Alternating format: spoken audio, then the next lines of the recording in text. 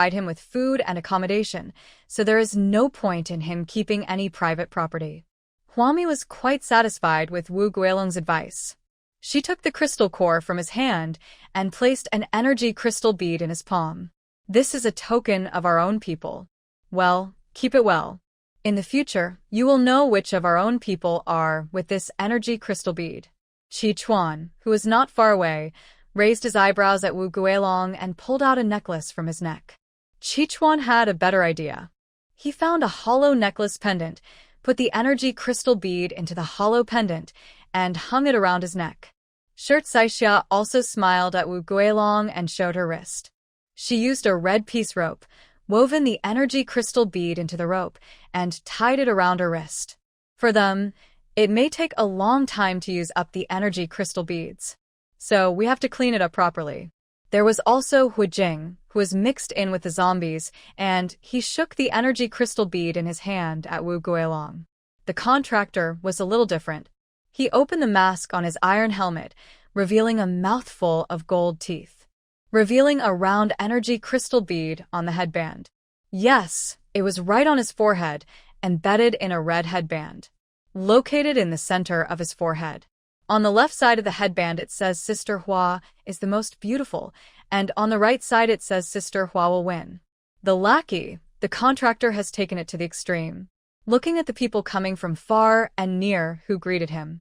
At that moment, Wu Guilong felt like he had found a comrade, and he felt a great sense of belonging in his heart. It turns out there are so many people.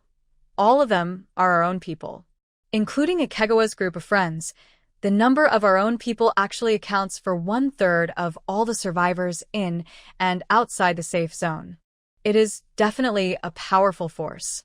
Wu Guilong was killing zombies, and in just a few minutes, more than a dozen zombies fell to the ground.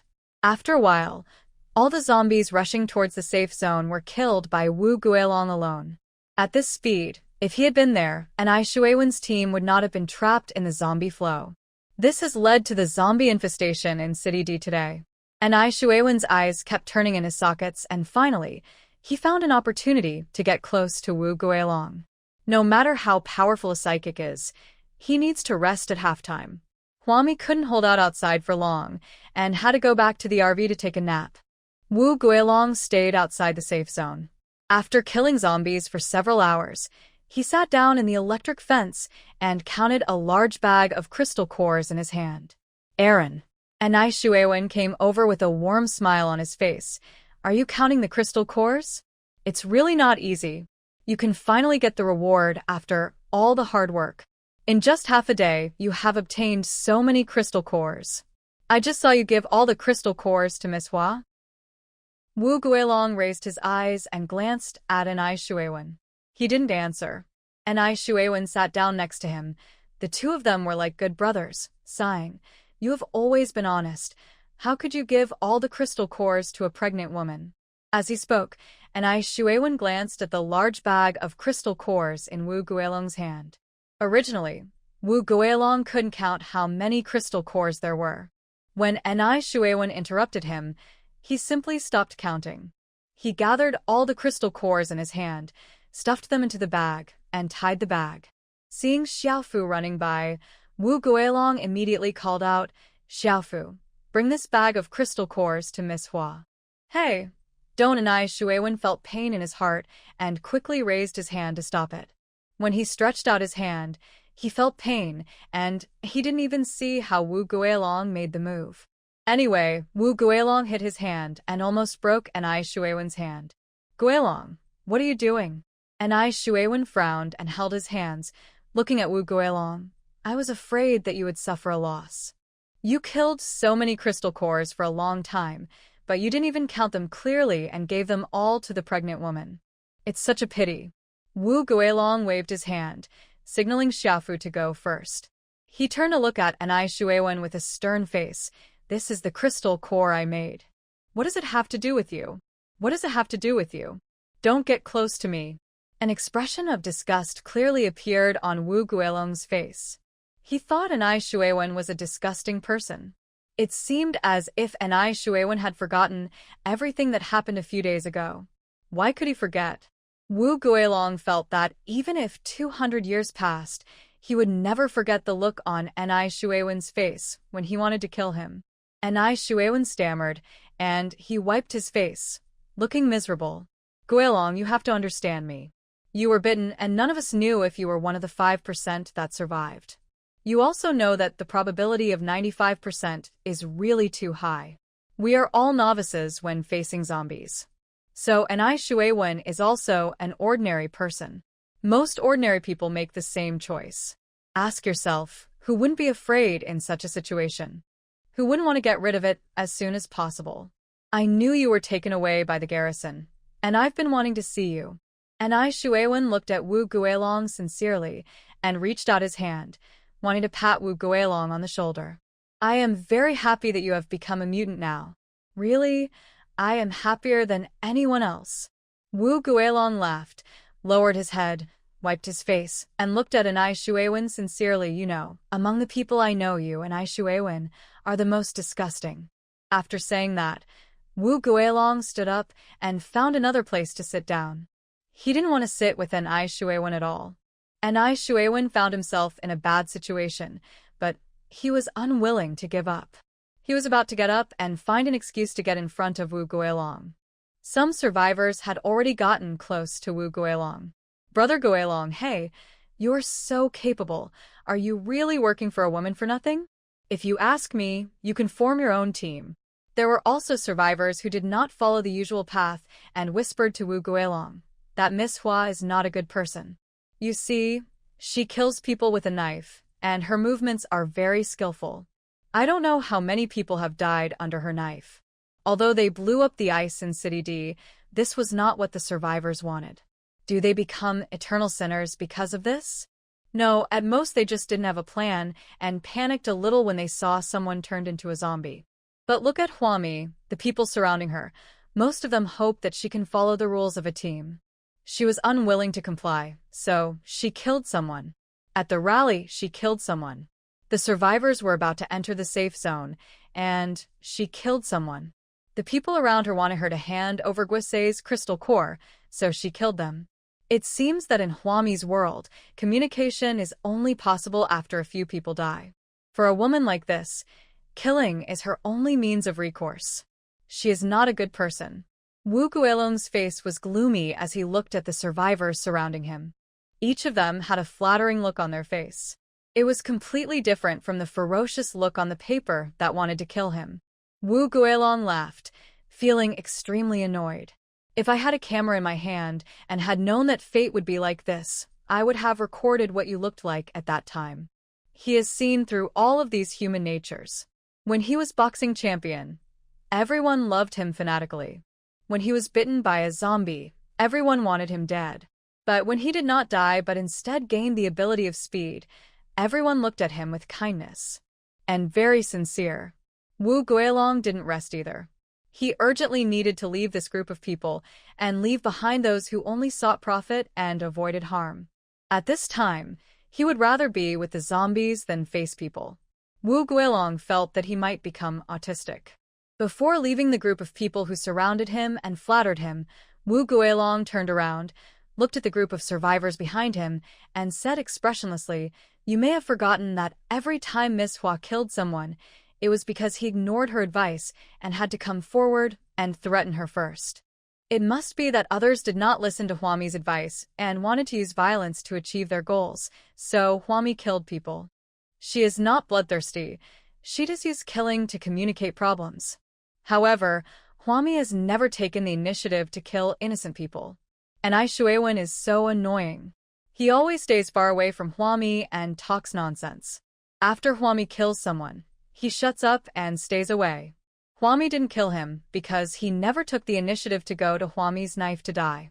Such a person is not considered a good person? He is not a good person, but he saved Wu Guilong because of a 5% chance. And those so-called good guys have a 95% chance of killing Wu Guilong while he is still conscious. Who will Wu Guilong choose to be devoted to? He looked at the survivors behind him. You don't have to come to curry favor with me, or to undermine my loyalty to Miss Hua. I'm here to say that I will serve Miss Hua for 100 years, not a day less. He is not a person who has not seen the prosperity of human hearts, being lifted up, thrown down, and reborn again. He no longer needs these so-called vanities. Wu Guilong walked away alone at a very fast speed, giving no one a chance to catch up with him. He went to kill zombies. Killing zombies makes him feel comfortable. Less than a day later, Wu Guilong came back carrying a sack of crystal cores under the hot gazes of everyone. Huami felt that she seemed to have gone a little too far. After all, it was just 5 loaves of bread, and she really didn't expect to get anything in return. What she got in return was a sack of zombie crystal cores. The value of 5 loaves of bread is enough. She looked at Wu Guilong, seeming to want to say something but stopping herself. But Wu Guilong waved his hand, turned around and disappeared from the safe zone. He seemed to be very withdrawn, and apart from greeting Qichuan, Hu Jing, and the others, he ignored everyone. Because of a powerful killer like Wu Guilong, there is no zombie outside the entire safe zone. The remaining survivors, no more than 100 people, are now angry but dare not speak out. If they wanted to kill the zombies, they could only move far away from the safe zone and avoid Wu Guilong's activity range. This is the only way to pick up zombies and kill them. But because of this, there is good news. That is, they can finally leave City D. Because all the zombies from the safe zone to the gate of City D were cleared out by Wu Guilong and the garrison. The survivors now can leave whenever they want and no one can stop them. After the collapse of the large ice layer in City D, many ice layers in City D also collapsed one after another. The entire city of D is about to usher in a carnival of millions of zombies. Realizing this possibility, another 1 or 2/10 of the survivors in the safe zone left. Now, apart from the garrison and Huami's men, there are only 70 or 80 survivors left in the safe zone of City D.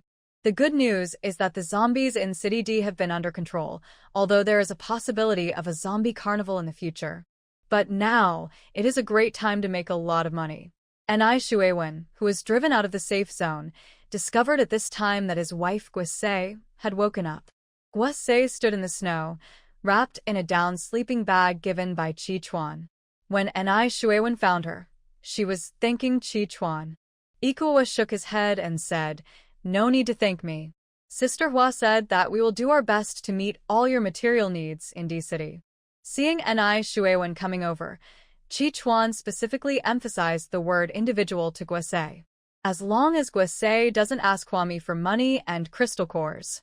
In City D, whatever Guose wants and Huami has will satisfy her personally. Wife. Anai Shuiwen came forward in disbelief, looking haggard. Seeing Guose turned around, he looked at him in silence. Anai Shuiwen smiled at Guose. "Are you okay?" "Honey, I didn't expect you." He initially wanted to say that he didn't expect Guose to survive.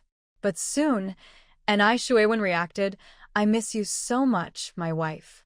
I'm so glad you're okay."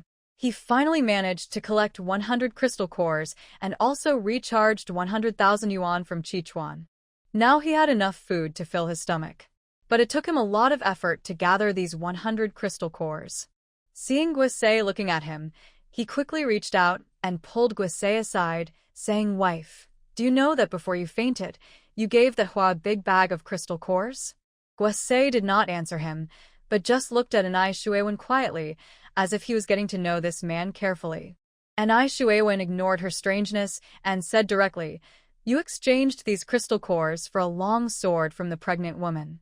Do you remember? I knew you were confused at the time. Don't you remember? Come on, go get that bag of crystal cores back." Seeing Guose standing there without moving, Anai Shuiwen felt a little angry. "Wife, I'm really tired during this period." He was very happy that Guose woke up so that he wouldn't have to face so many bad things alone. When Guose was here, he would maintain interpersonal relationships in the team for him. Brothers Guose and Wu Guilong also have a very good relationship. Previously, thanks to Guose, Anai Shuiwen's small team was able to unite as a whole.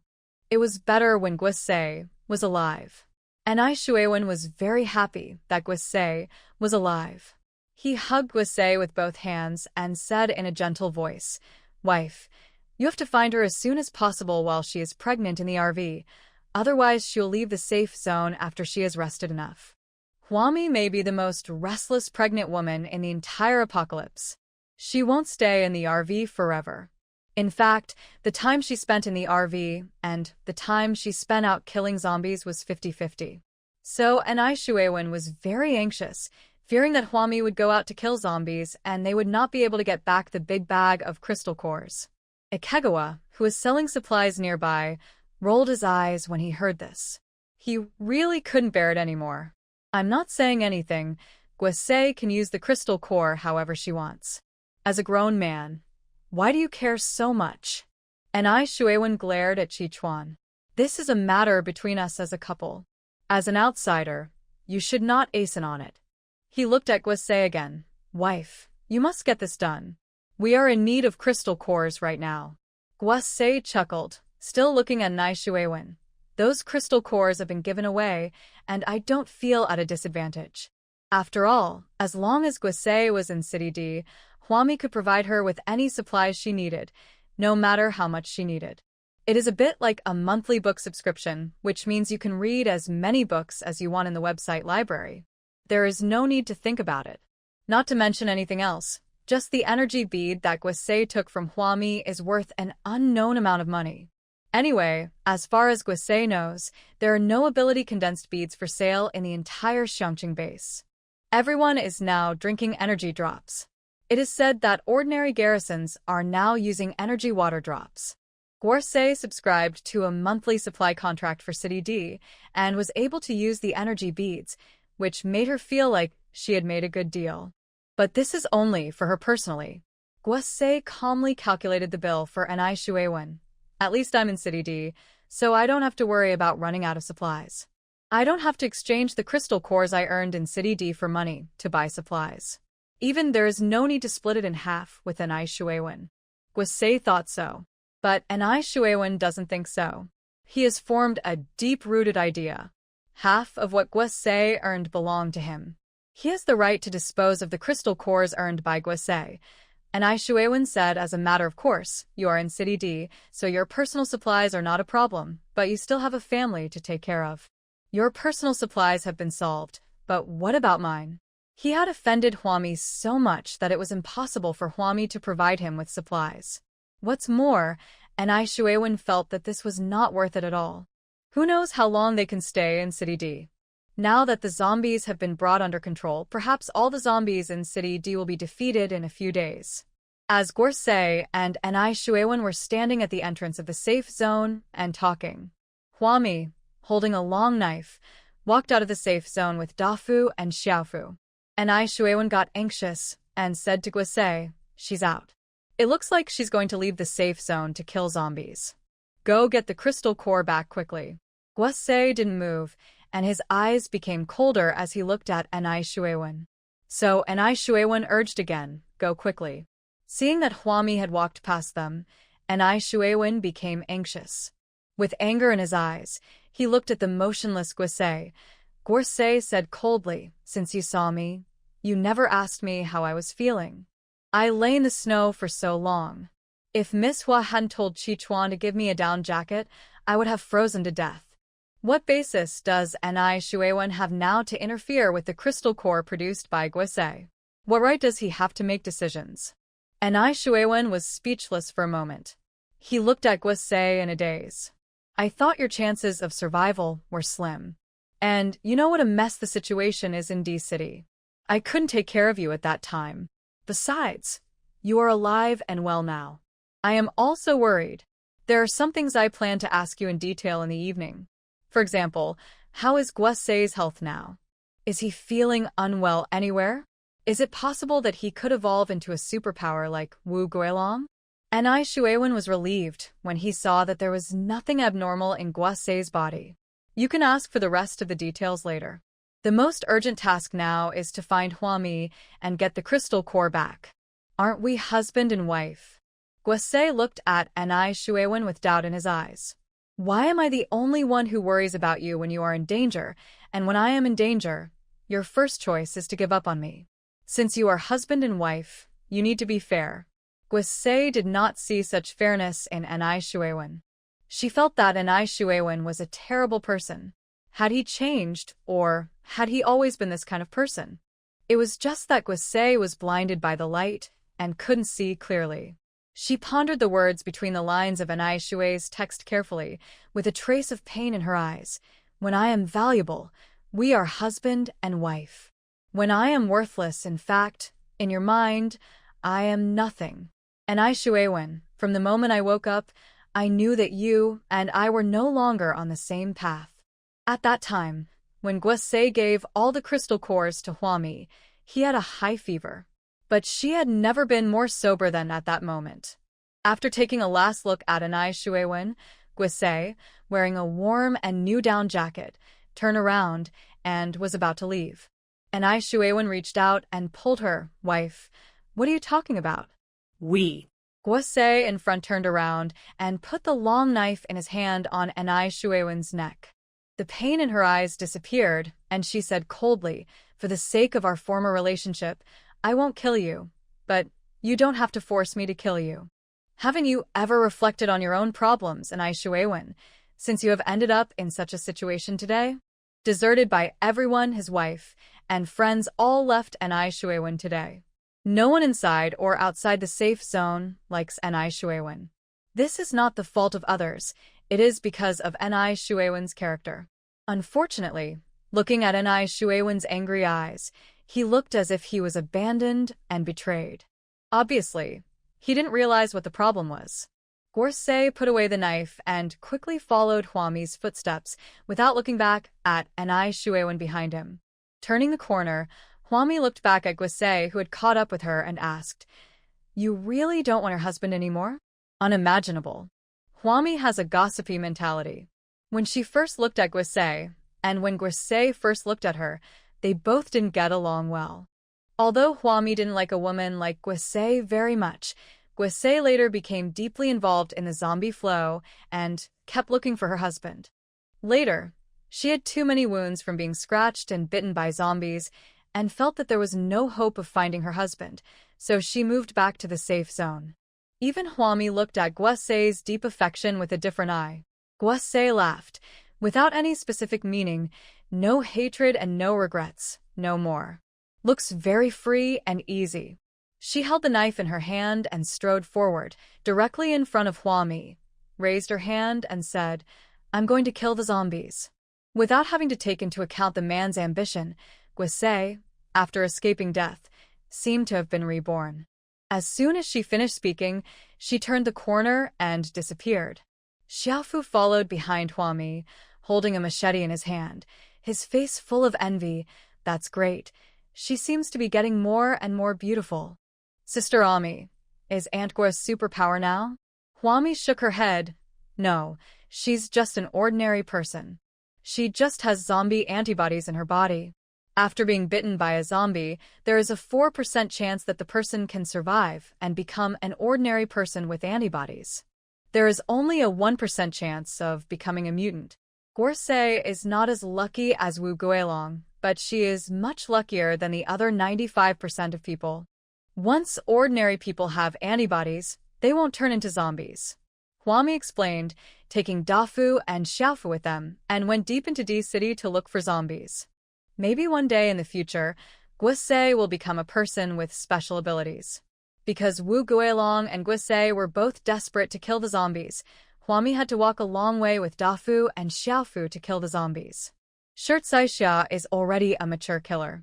She complained that the time she spent walking to and from the safe zone every day was more than the time she spent killing zombies.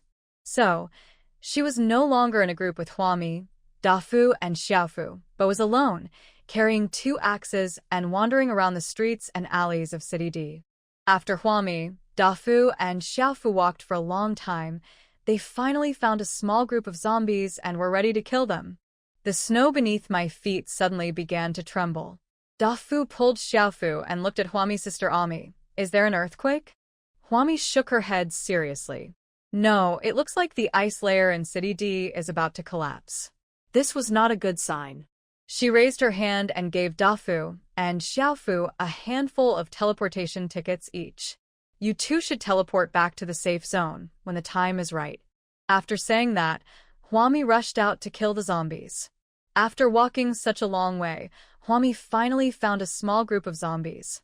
She killed them all before leaving. The ground was shaking more and more violently, and Dafu and Xiaofu looked at each other in bewilderment.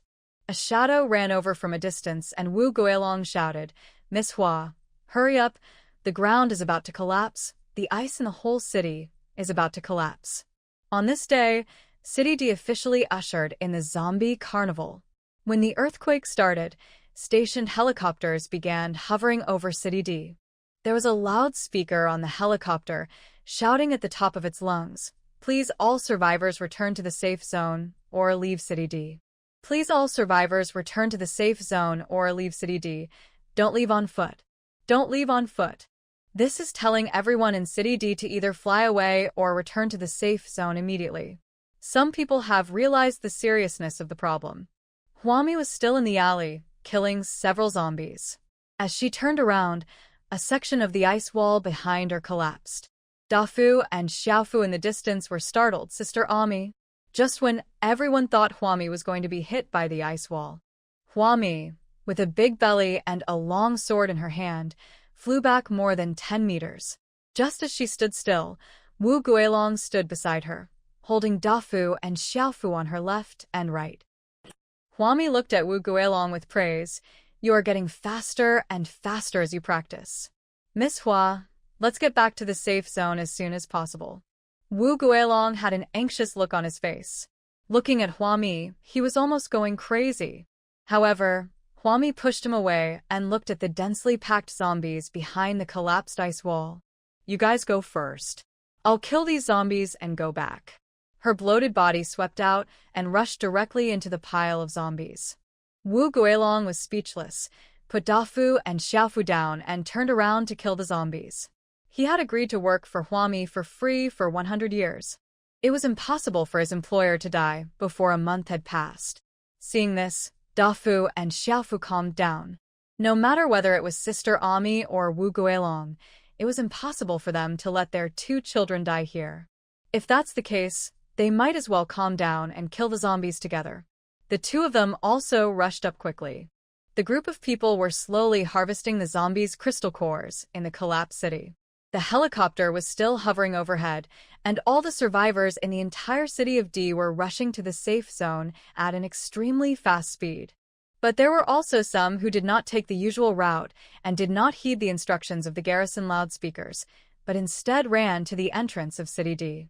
These survivors had just run halfway when the people behind them saw the people in front of them fall into the cracked ice.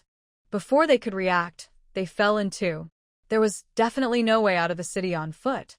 Gong Yi's mental power allows him to detect everything within a range of 700 meters. The choice he gives will definitely be the best solution for the survivors. At this time, if you listen to him and return to the safe zone, your chances of survival will be the greatest. Huami was still killing zombies, and as she was killing, her whole body floated up. She struggled with her belly sticking out, holding a long knife in her hand, and chopped a zombie at her feet. Gong Yi, what are you doing? Let me go, I want to kill the zombie, isn't it annoying? However, Gong Yi took action at this moment and lifted Huami's whole body up. How could he let his wife and children get hurt even a little bit? Once the risk level increases, Gong Yi will personally evacuate Huami. Wu Guilong, who was in the group of zombies, raised his head exaggeratedly and looked at Huami, who was struggling in the air. I heard Huami shouting from above, "Wu Guilong, take Dafu and Xiaofu to the safe zone." The ice around the safety zone also began to collapse. At this time, everyone realized that the safe zone in City D was actually on the roof of a building. The ice collapsed all around, and this safe zone became like an isolated island, standing at the highest point of the city. The rest of the ice collapsed in large chunks, revealing the crawling zombies underneath. It was like a tide, revealing their brutal and disgusting true faces. At this time, ordinary survivors have no idea about the terrain. It is easy to fall into the zombie tide with the collapsed ice. Was forcibly kidnapped back to the safe zone by Gong Yi, who didn't know where he was. Dozens of people have gathered in this safe zone. The power grid that had been built previously had fallen down and was buried in the collapsed ice. Fortunately, the building is large enough to accommodate more than 100 people. However, many people's cars also fell into the collapsed ice abyss. Even the vending machines that Huami placed near the power grid were completely destroyed. Those who were able to get teleportation tickets had already teleported out of City D. Those who stayed in the safe zone of City D were not in a hurry to leave. After all, they are the real gold that is constantly being forged in this doomsday. When Huami landed, she did not attract anyone's attention. She saw that in the chaos, Anai Shuewen suddenly snatched the bag from a survivor. He shouted, "Teleport ticket, teleport ticket, do you have a teleport ticket?" The ice in City D collapsed, and Anai Shuewen wanted to leave. He couldn't leave on foot. Because he wanted to get some of Guosei's supplies, he didn't go to Chichuan to exchange the crystal core in his hand for corresponding supplies. The survivor whose handbag was snatched by Anai Shuewen looked at him with hatred and growled, "Where can I get a teleportation ticket? I have never thought about leaving City D. How can I have one?" Teleportation tickets are now strictly controlled supplies in the D-City security zone. Only survivors who have been quarantined and observed for 48 hours are eligible to buy a teleportation ticket from Chichuan to fly away from D-City. The robbed survivor raised his hand, grabbed his pocket, and pushed Anai Shuewen. Pushed him directly off the edge of the safe zone. Fortunately, mi Shuewen grabbed a bulge. He held onto a bulge at the edge of the safe zone with both hands and shouted upwards, "Save me, save me, save me quickly." Looking up again, Guosei instantly returned to the safe zone. Anai Shuewen looked at Guosei with hope. "Wife, please save me. Wife, pull me up." Guosei took a look at the terrain and found that the protrusion that Anai Shuewen was holding onto with both hands had become quite loose.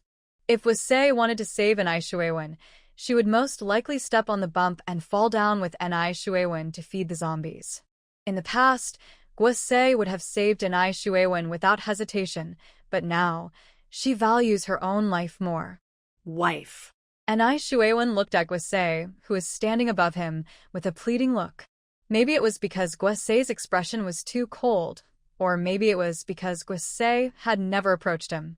Anai Shuewen sensed something, and he shouted desperately, "I love you, my wife. I really love you. I can't live without you. Save me." Fell right in front of Guosei. From Guosei's perspective, he was like a stone falling into a sea of zombies. In the end, he just disappeared without a trace. There are many survivors like Anai Shuewen who fell directly in the safe zone.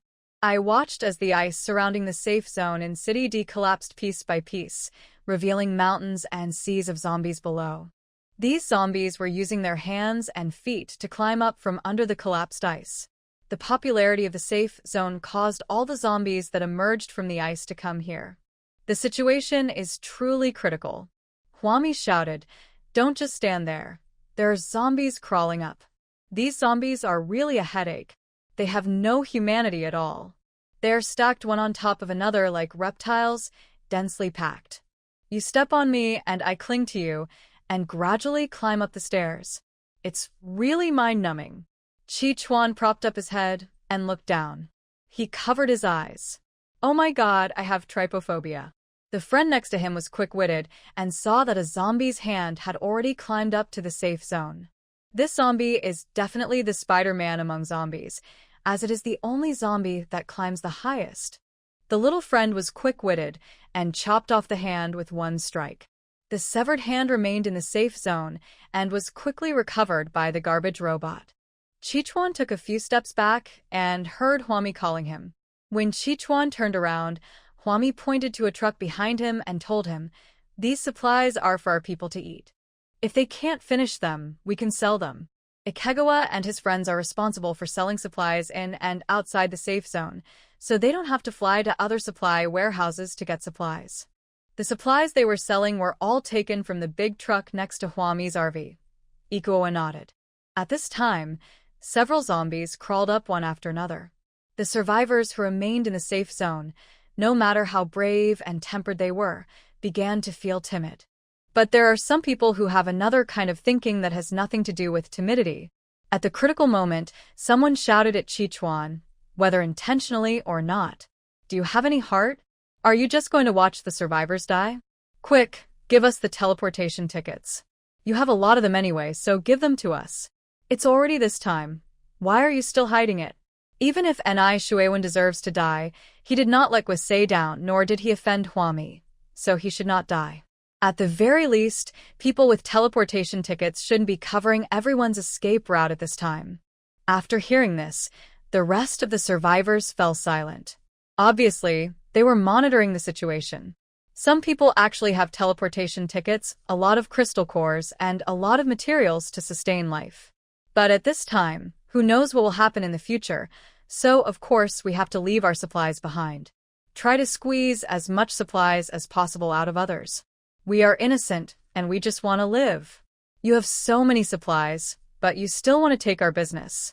One survivor shouted, even if you share the supplies, all of us will have an extra chance to survive. Ikuo's brows were serious and a little cold. Have forgotten how they surrounded Wu Guilong and Huami, shouting and calling for their death. These people didn't even remember how they had arranged their garrisons, united, and secretly blasted the ice. Now that the safe zone in City D is surrounded, the first thing they think of is to kill each other and force out other people's supplies.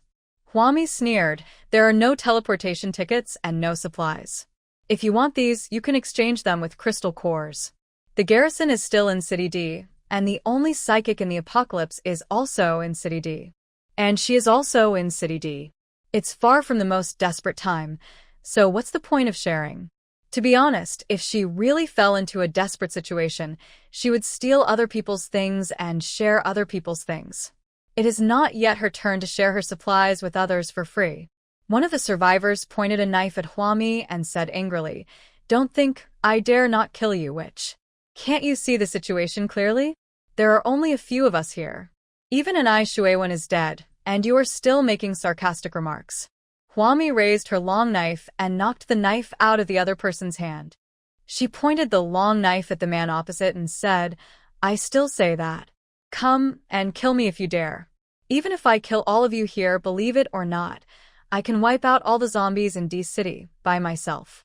It's not like she hasn't done this before. She spent a long time alone to eliminate the zombies in a city. At that time, there were far fewer survivors than there are today. There are often zombies in every city, howling in the streets and alleys and all over the mountains. No one cleaned up because there weren't enough survivors to do it. If Huami wants to find food, she can only sneak into the city.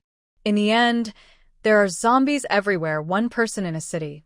Of course, facing a whole city of zombies, it would be better to form a group. However, Huami, who's been in the apocalypse for many years, can say responsibly that the dangers brought by zombies and mutated animals and plants are visible. Often, invisible dangers come from within the team. For example, in the end she was pushed into the zombie tide by Fong Xin, and no one from her so-called team came to rescue her. Faced with Huami's bold words, the man opposite opened his mouth and looked at Huami angrily. He was furious, but there were only a few dozen survivors left, and more than half of them were Ikegawa's friends. There are actually very few scattered survivors. Huami was not in a hurry. She took 2 steps back, leaned against her RV, and snapped her fingers at Shirtsaixia, Dafu, Xiaofu, Wu Guilong, Chichuan, and others. Our people. Guard our supplies well. If the zombies climb up to the safe zone, take our supplies back immediately. Okay. Wu Guilong was the first to agree readily. He was killing zombies at the edge of the safe zone, and he killed every zombie that came up. He didn't want to kill him now. He took out a teleportation ticket given by Chichuan and sat on the front of the truck. Is this fair? Wu Guilong is the only one with the ability to teleport among all these people, and he even has a teleportation ticket.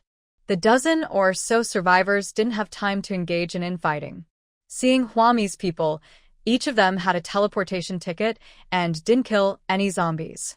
The dozen or so survivors who were running around killing the zombies that were crawling up shouted angrily, "You didn't give us teleportation tickets, and you didn't come to kill the zombies. Do you want us to die?" So this is what Huami meant. This is to force them to death. Huami was about to get on the RV. Hearing this, she sneered. Oh, you just found out? Those who can be conquered have already been conquered, and those who should surrender have already surrendered. As for the rest who are left behind, are there any who have ulterior motives, those with bad intentions, and those who are not on the same side with Huami? Why do we need Huami's people to rescue us? When they wanted to rob other people's supplies, no one thought about being kind. Gradually, more zombies climbed into the safe zone. Among the dozen or so survivors, some realized the seriousness of the problem and pounced at Wu Guilong's feet like a dog. Guilong, Guilong, come quickly and help kill a zombie. Wu Guilong looked at the survivors with complicated eyes. My boss said, we should play badly. As soon as he finished speaking, the survivor who had been holding a knife and forcing Huami to hand over the supplies tore up the teleportation ticket and left. You see, actually, they are not really without teleportation tickets. When the crisis comes, they run faster than each other. Wu Guilong raised his foot, shook off the survivor who was holding his foot and crying for help, then turned and got into his car. Continue to shut yourself in, because Huami is completely in a mess. After a while, more than a dozen survivors flew out of the safe zone in City D. Some people cursed and spit at Huami's RV when they left. I wish you a good fight with the zombies.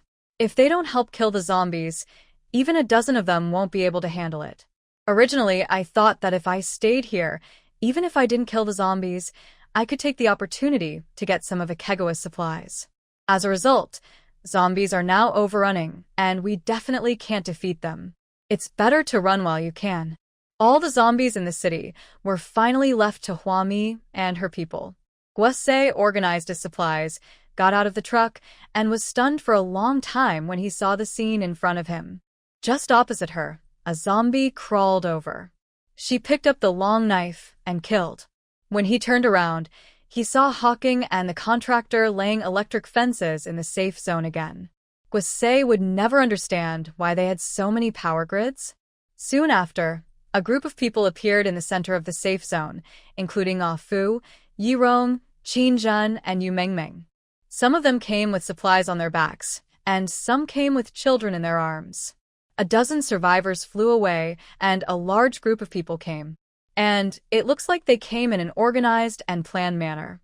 A woman said, I'll just kill a few. I have to go back and use the sewing machine to make a jacket. Someone immediately looked at the zombies tremblingly and replied to her, now that the weather is getting warmer, the efficiency of our factory has dropped a lot. We should respond to Miss Chin's call and come to D City to earn some extra money. During this period, City D was very bustling, but there were also earth-shaking changes inside and outside the Xiangqing base. As a high-end talent in the management class, Qinjin took care of her children while encouraging the workers in the factory to go to City D to kill zombies. There are many factories, many responders, but few take actions. Even though there were few people taking action, there were still many brave men in the safe zone of City D. Qinjin was like a leader of a group, holding a loudspeaker in his hand and shouting loudly to the workers wearing red motorcycle helmets, remember, you are here to make extra money, not to risk your life. And you must not lose your humanity and do things that harm others. Find your position and kill the zombies you can. Don't take risks or be too aggressive. Everyone who can work in the factory has some sense of organization and discipline and will obey arrangements. In the power grid circle, a group of workers wearing red helmets held up banners. The banner reads, warmly celebrate the successful completion of the first zombie-killing activity of Xiangqing base workers. Everyone held banners, raised machetes in their hands, took a group photo, and then stood in appropriate positions and started killing zombies. There wasn't any major trouble during the whole process. Qinjun entered Huami's RV and said something to Huami. Huami called Wu Guilong and told him, keep an eye on them. They are real workers. Help them if they are in danger. Wu Guilong responded on the phone, came out of his autistic shell, and obediently went to protect the workers. Zombies began to overrun City D, and the news spread like wildfire, instantly spreading throughout the Xiangqing base. Soon, Yang Honglin's police team also organized police officers to come over. Without any scattered survivors, no one would dare to enter City D. Everyone thought that City D was a den of dragons and tigers. But the more this happens, the more organized and planned groups will be able to get first-hand information about City D. Some of the infrastructure workers under the contractor's command also called the contractor. He organized a group of people over there. The entire safe zone suddenly had hundreds more people. More people came to Chichuan to buy things. More and more people gathered on the rooftop. She chopped off the zombies' heads like chopping vegetables. There are not enough zombies climbing onto the roof to kill. The garrison began to enter the building below the safe zone and began to gradually clear out the zombies in the building. The first disaster of the end of the world is an earthquake. In the earthquake, the buildings that should have collapsed have already collapsed. There was no collapse, which shows that the quality is really good. Even if it was buried in a tide of zombies, it did not collapse. Huami took a nap in the RV. When she came out, she just saw Guisei coming down from the battlefield. She called out to Guisei, "My husband said that some zombies have wandered out of D-City. What are your plans next? When do you plan to leave D-City?" Guisei was stunned and looked at Huami. "What do you mean? Do you mean you're leaving?" She witnessed this frozen city go from deserted to bustling, and then from bustling to experiencing an earth-shaking crisis. Now, maybe the busiest time of the city. Guisei never thought that Huami would leave. Huami nodded. She looked at the orderly safe zone. It's true that there are a lot of zombies here, but many zombies have wandered out of City D. I plan to go outside and kill zombies. She looked at Guisei. Guisei shook his head. I probably won't leave City D for the rest of my life. She had an agreement with Huami that as long as she stayed in City D for one day, Huami would provide her with everything she needed. After leaving City D, Guisei lost Huami's supply of materials. So she will stay in City D and kill all the survivors until they lose interest in City D. Even if she was the only one left, facing a city full of zombies alone. Guisei will not leave City D either.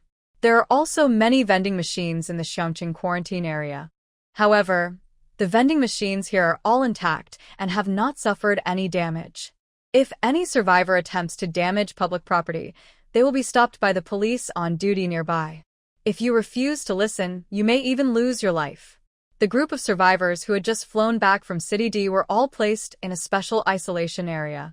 Because of the popularity of the teleportation points, each teleportation point is crowded with people every day. Some people want to enter Xiangqing, but they cannot stay at the teleportation point in Xiangqing for 48 hours. They simply flew back, bought a batch of cheap supplies from the vending machines in Xiangqing, and then flew out directly. Therefore, Ku Minghong continued to refine the teleportation points of the Xiangqing base. After arriving, those who will not enter Xiangqing and fly away directly will stay near the teleportation point. Anyone planning to enter Xiangqing will have to enter an area covered with red floor tape and wait for 48 hours. Only survivors who have survived for 48 hours will be transferred to the observation area. Only those who have stayed there for 24 hours will be released into Xiangqing. The entire Xiangqing base is protected impeccably. In the quarantine area, the group of survivors who had just flown back from City D looked irritable. Why is this Xiangqing base so troublesome? I haven't had so much trouble going to other teleportation points. Why do you have to set up so many obstacles to trouble people? It's just artificially creating troubles. The medical staff on the side were already accustomed to these complaints, and they did not respond at all. I also heard someone say with disdain, those idiots are still in D-City. I wonder how they, a group of pregnant and disabled people, will get out of D-City in the end. The people who flew back together nodded happily. Just as they were about to unite against a common enemy, they suddenly heard someone behind them say calmly, "There are zombies, run quickly." Are there zombies in Xiangqing? The dozen or so survivors turned pale with fear and looked back in panic. Not only the dozen or so survivors who returned from City D were frightened, but the rest of the survivors in the quarantine area also quickly became alert. When everyone looked over, they saw Huami, who had just spoken, standing there with a smile on her face. She was scaring them like a cat scaring a mouse. For a moment, the faces of the dozen or so survivors who flew back from City D turned black. Tu Lijia was helping out in the quarantine area at the teleportation point. When she saw Huami flying back, She excitedly stepped forward. "You're finally back. I don't know how many times Dr. Xian has mentioned this to me. Huami's belly is already 7 months pregnant. Because she is carrying twins, Huami is jumping around so much. Xian Chiru gets very worried every time she thinks about it. She always sent messages to Huami, asking her to come back quickly for prenatal checkups. It is better not to run around in the later stages of pregnancy." Huami took advantage of the fact that the crisis in City D had come to an end and rushed back for a prenatal checkup. She looked at Tu Lijia with a smile. The young nurse was still as cheerful as ever. Others watched as Tu Lijia took Huami's arm and took her directly into the observation area. Someone immediately quit. Among the dozen or so survivors who had reported back from City D, there was one named Hu Tingxiang.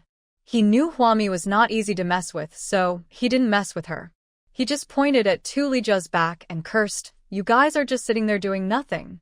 Why do we have to stay in the quarantine area for 48 hours while this pregnant woman can go directly to the observation area?" The survivors around Hu Tingxiang also looked very unhappy. "That's right. Don't you know what these 72 hours mean? Every time I go back to Xiangqing, I have to wait 72 hours here, and you delay everything." Tu Lijia turned around and looked at these people as if they were fools. "How can she be the same as you? Don't you know why you are left here? Places outside the Xiangqing base as danger zones. Anyone entering the Xiangqing base from outside follows the same set of operating procedures. Even Gong Yi is the same. The only one that doesn't need to go through this process is Huami. Because if she were to be infected and turned into a zombie, no one would be able to survive in this extreme environment. Without supplies, what's the point of living?" So Gong Yi gave Huami a special green channel, and no one objected. Although the Xiangqing base today does not have any management level except Gong Yi. Who knows about this matter agrees with it wholeheartedly. Hu Tingxiang didn't know Huami's identity. He sneered, "Didn't this pregnant woman just find a good husband? Who doesn't know that her husband is a high-ranking official stationed there? Why are the high-ranking garrison officers at your Xiangqing base like this? They use back doors, bully the survivors, and sell supplies at high prices." His words were immediately agreed by the dozen or so survivors who returned from City D. "That's right. How could it be like this? I remember that the garrisons before were not like this. They say the end of the world is coming and people's hearts are easily changed, but it can't become like this all of a sudden." After hearing these people's words, the other survivors in the quarantine area all looked thoughtful. Everyone looked at Huami with a look that was difficult to describe. In the late stage of Huami's pregnancy, her swollen and bright white face just sank. It's okay to say that, but it's a bit too much to slander the garrison. She looked at Hu Tingxiang with her big belly. "If you have any objections, then use your strength to speak. If any of you can beat me today, you don't have to stay in the quarantine area." As soon as she finished speaking, she put one hand behind her back and was about to draw her knife. Hu Tingxiang snorted, took a step back, and said sarcastically, "Fight with you? I'm afraid." "I'm afraid you'll kill me and silence me." None of the other survivors who returned from City D dared to be the first to take action, and they all retreated. These people were not really retreating but were retreating to advance, literally putting Huami on the fire. The more they do this, the more it seems that Huami is bullying others by taking advantage of her power. At this moment, a tender female voice came. "A pregnant woman dares to provoke others like this? She must have a strong backing to be so unscrupulous." Huami looked in the direction of the voice and saw that the person speaking was a young girl in the quarantine area. Still an acquaintance. Her teammate in her previous life, Chu Yimin. Huami joined several teams in her previous life, and the last team was the one that Chu Yimin was in. They were also the team that watched Fong Xian push Huami into the zombie tide without saying a word, and no one tried to stop Fong Xian's actions. Huami laughed. "Yeah, I have a strong backer, so what can you do? No matter how envious, jealous, or resentful you are, you dare not come up and bite me." People standing around Chu Yimin were people Huami knew, almost the same as the team members in the previous life. There were also many people Huami didn't know, and they probably died in the apocalypse later. She made it clear that she had a backer, but Chu Yimin and Hu Tingxiang looked unhappy and stopped talking. Huami felt cold in her heart. Some people are like that. When others are trying hard to do well and establish a great and glorious image, they act weird. But when others gave up and didn't care about the accusations of so-called shady dealings, backstage, etc., these people stopped. They lost the handle to attack others, so they reluctantly stopped. After all, they really can't beat the hard players. Tu Lijia glared at Chu Yimin and Hu Tingxiang fiercely, then helped Huami through the green channel and went directly into the Xiangqing base. I didn't even stay in the observation area. After Huami left, Chu Yimin asked Hu Tingxiang with an unpleasant expression, "Who is this pregnant woman? She is so famous, but she doesn't even need to be quarantined." Hu Tingxiang showed disdain on his face, a woman who is a high-ranking garrison official. She was so arrogant when she was in D City, but I didn't expect that she would still be the same after returning to Xiangqing. Bah. Chu Yimin made a sound. Oh, and said in a sarcastic tone, "No wonder, Xiangqing isn't that great." It is said that Xiangqing is the first city to build a base. It has only been 7 months since the end of the world, and Xiangqing has stood out in the chaotic order. Chu Yimin thought there was something special about this Xiangqing base. It turns out that it's not much different from other places. She turned around and approached the tall man next to her. "Brother, I think this Xiangqing base, whether we enter or not, is meaningless at all. It's just like the outside world. We might as well stay in E-City." Although the population of E-City today is not as large as that of Xiangqing, it is still doing well. At least in E-City, Chu Yimin is like a little princess, spoiled by her brother Chu Xiang, and with lots of supplies. It is enough for the Chu family to live a good life. Why come to Xiangqing?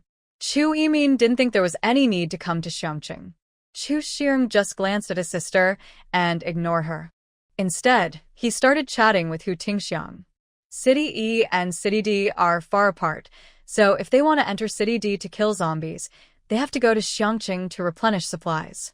Then buy a teleportation ticket in Xiangqing and teleport to City D.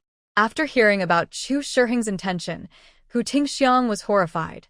"Brother, I advise you not to go to D City. There are so many zombies in D City now, and I don't know how many people have died there." Chu Yimin raised her face high, revealing her 2 nostrils. "My brother is a superpower. How can he be afraid of a few zombies? Even if there were a mountain or a sea of zombies, they would not be a threat to my brother. Chu Xiang is a psychic, and he is a psychic with the 5 elements attribute, fire." Huami already knew this, but she didn't show anything. In the Xiangqing base, there is an entry form which requires all survivors entering the city to fill in whether they are a superpower or an ordinary person. If the person has special abilities, what kind of abilities do they have? This should also be filled in. All people with special abilities will be valued by the Xiangqing base and given housing subsidies of a certain standard. The intention behind this is naturally to attract talents for the Xiangqing base and enhance the Xiangqing base's ability to fight against various natural and man-made disasters in the end times. Xiangqing welcomes people with special abilities to live here, but it does not blindly curry favor with them. Huami also didn't think that there was anything great about Chu Xiang, a fire-type mutant. She was stared at by Tu Lijia and came to the rescue center and sat in front of Xian Chiru's desk. Tu Lijia seemed to have accomplished a great task. "Dr. Xian, I finally got a me to come for a prenatal checkup." God knows how much Xian Chiru worries about Huami's 2 children. When Tu Lijia returned to Xiangqing from Huami, she immediately brought him to Xian Chiru. Sure enough, he received a look of praise from Xian Chiru. Huami smiled ingratiatingly at Xian Chiru, who looked serious. "Dr. Xian, your belly is too big. It's only been 7 months."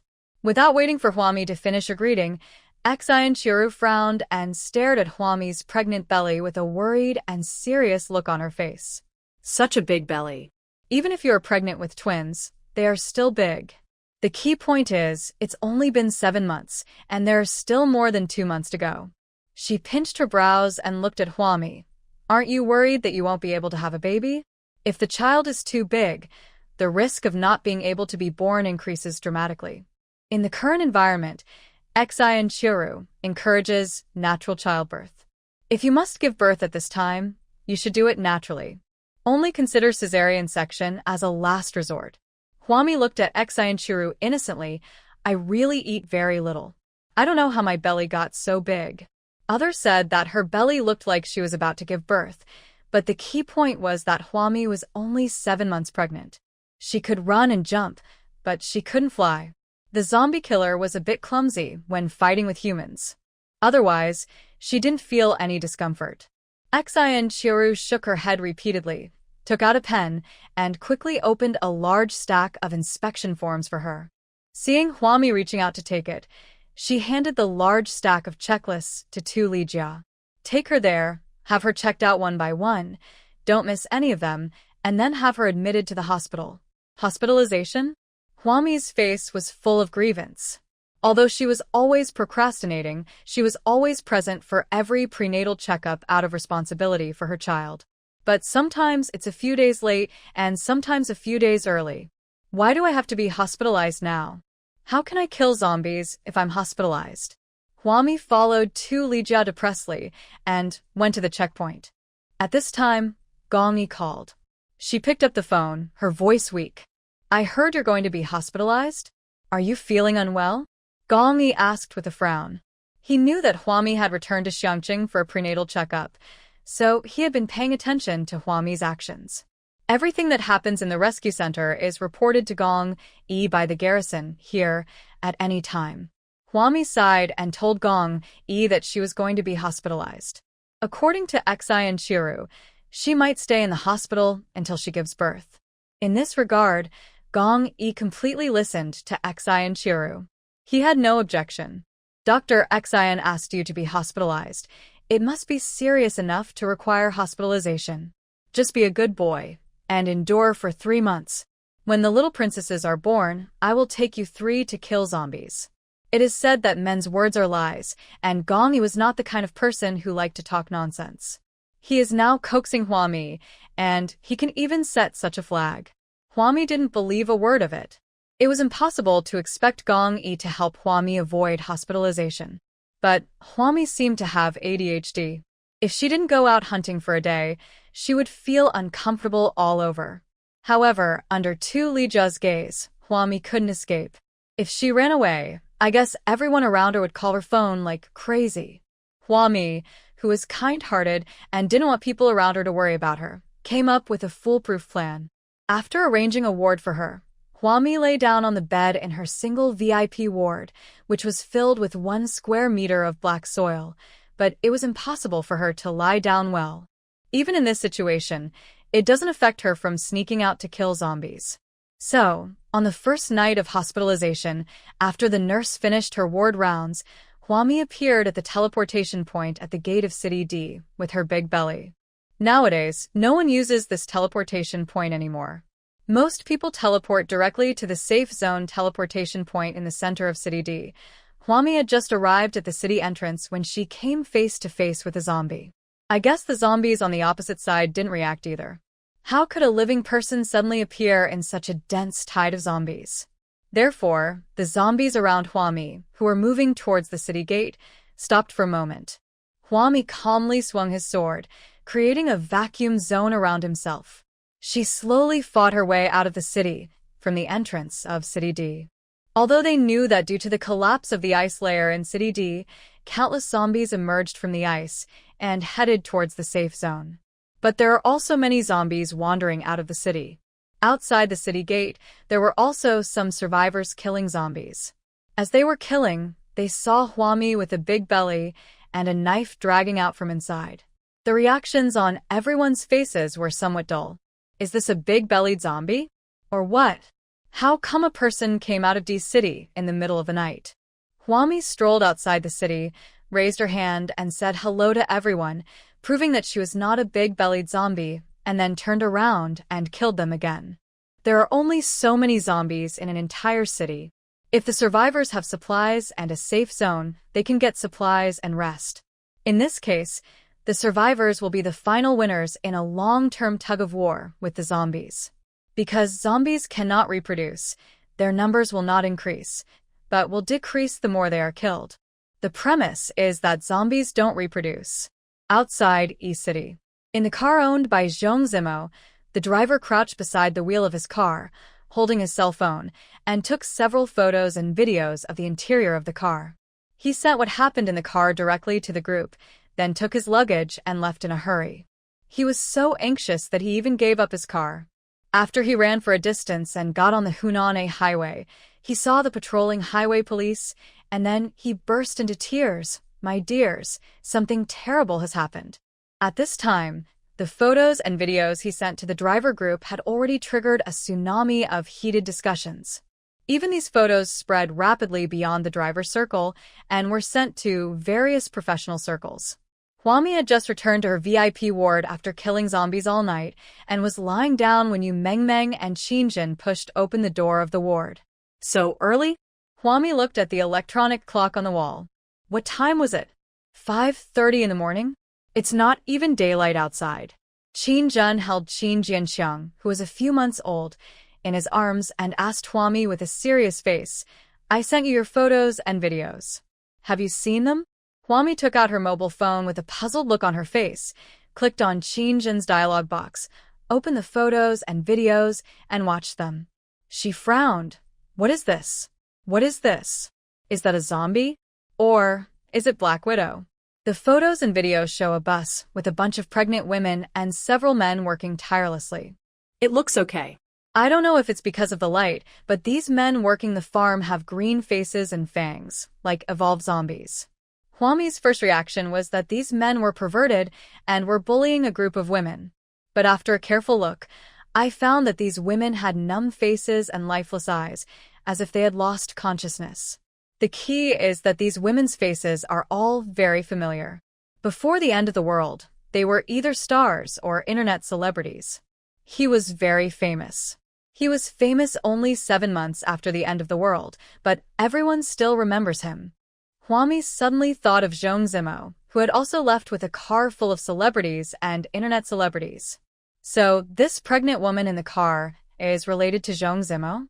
Qinjin said seriously, "I heard that it was a sports car driver who first discovered it. He said that in just a few days, these women's bellies had grown big. This alone makes people feel very weird. What's more, Vasily's group of people were able to work continuously without saying a word.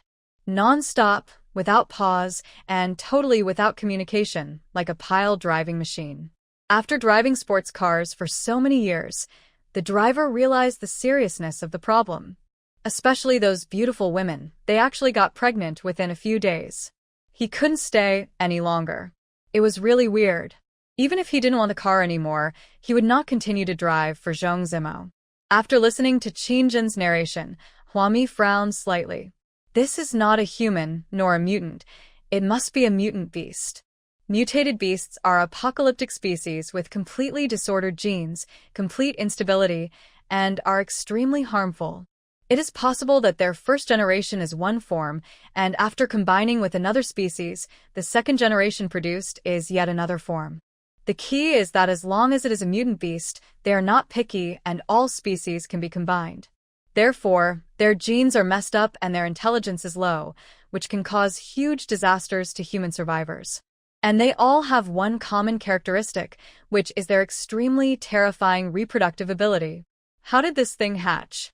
Shouldn't it have emerged after the apocalypse, when the zombies were almost wiped out by the survivors? For a moment, Huami felt that the problem was very difficult. Is her living environment in this life better or worse than in her previous life? Check. This car must be found. Otherwise, there will be endless trouble. Huami frowned and looked at Qinjin.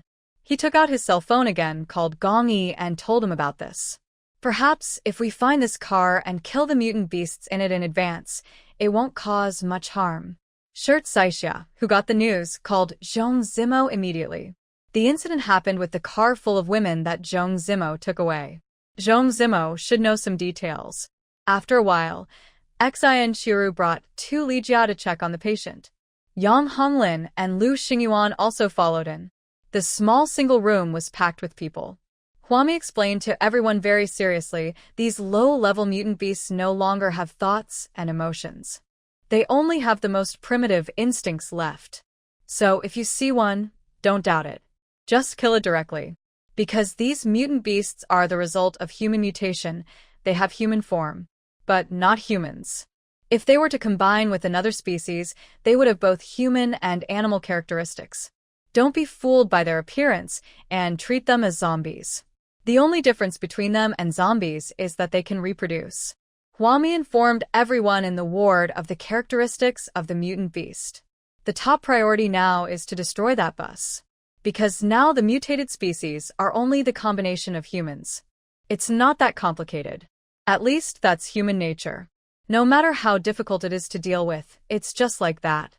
However, if it spreads to other species, the difficulty of dealing with it will increase dramatically due to the characteristics of humans and animals.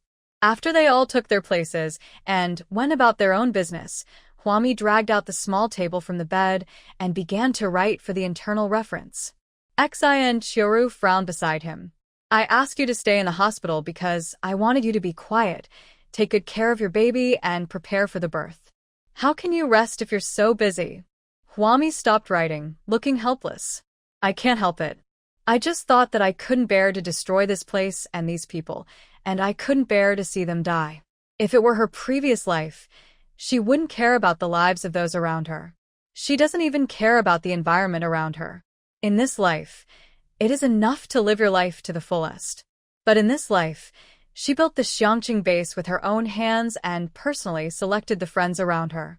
How can you bear to let this place and these people perish in the end times? After all, in extreme environments, beautiful things disappear all too easily.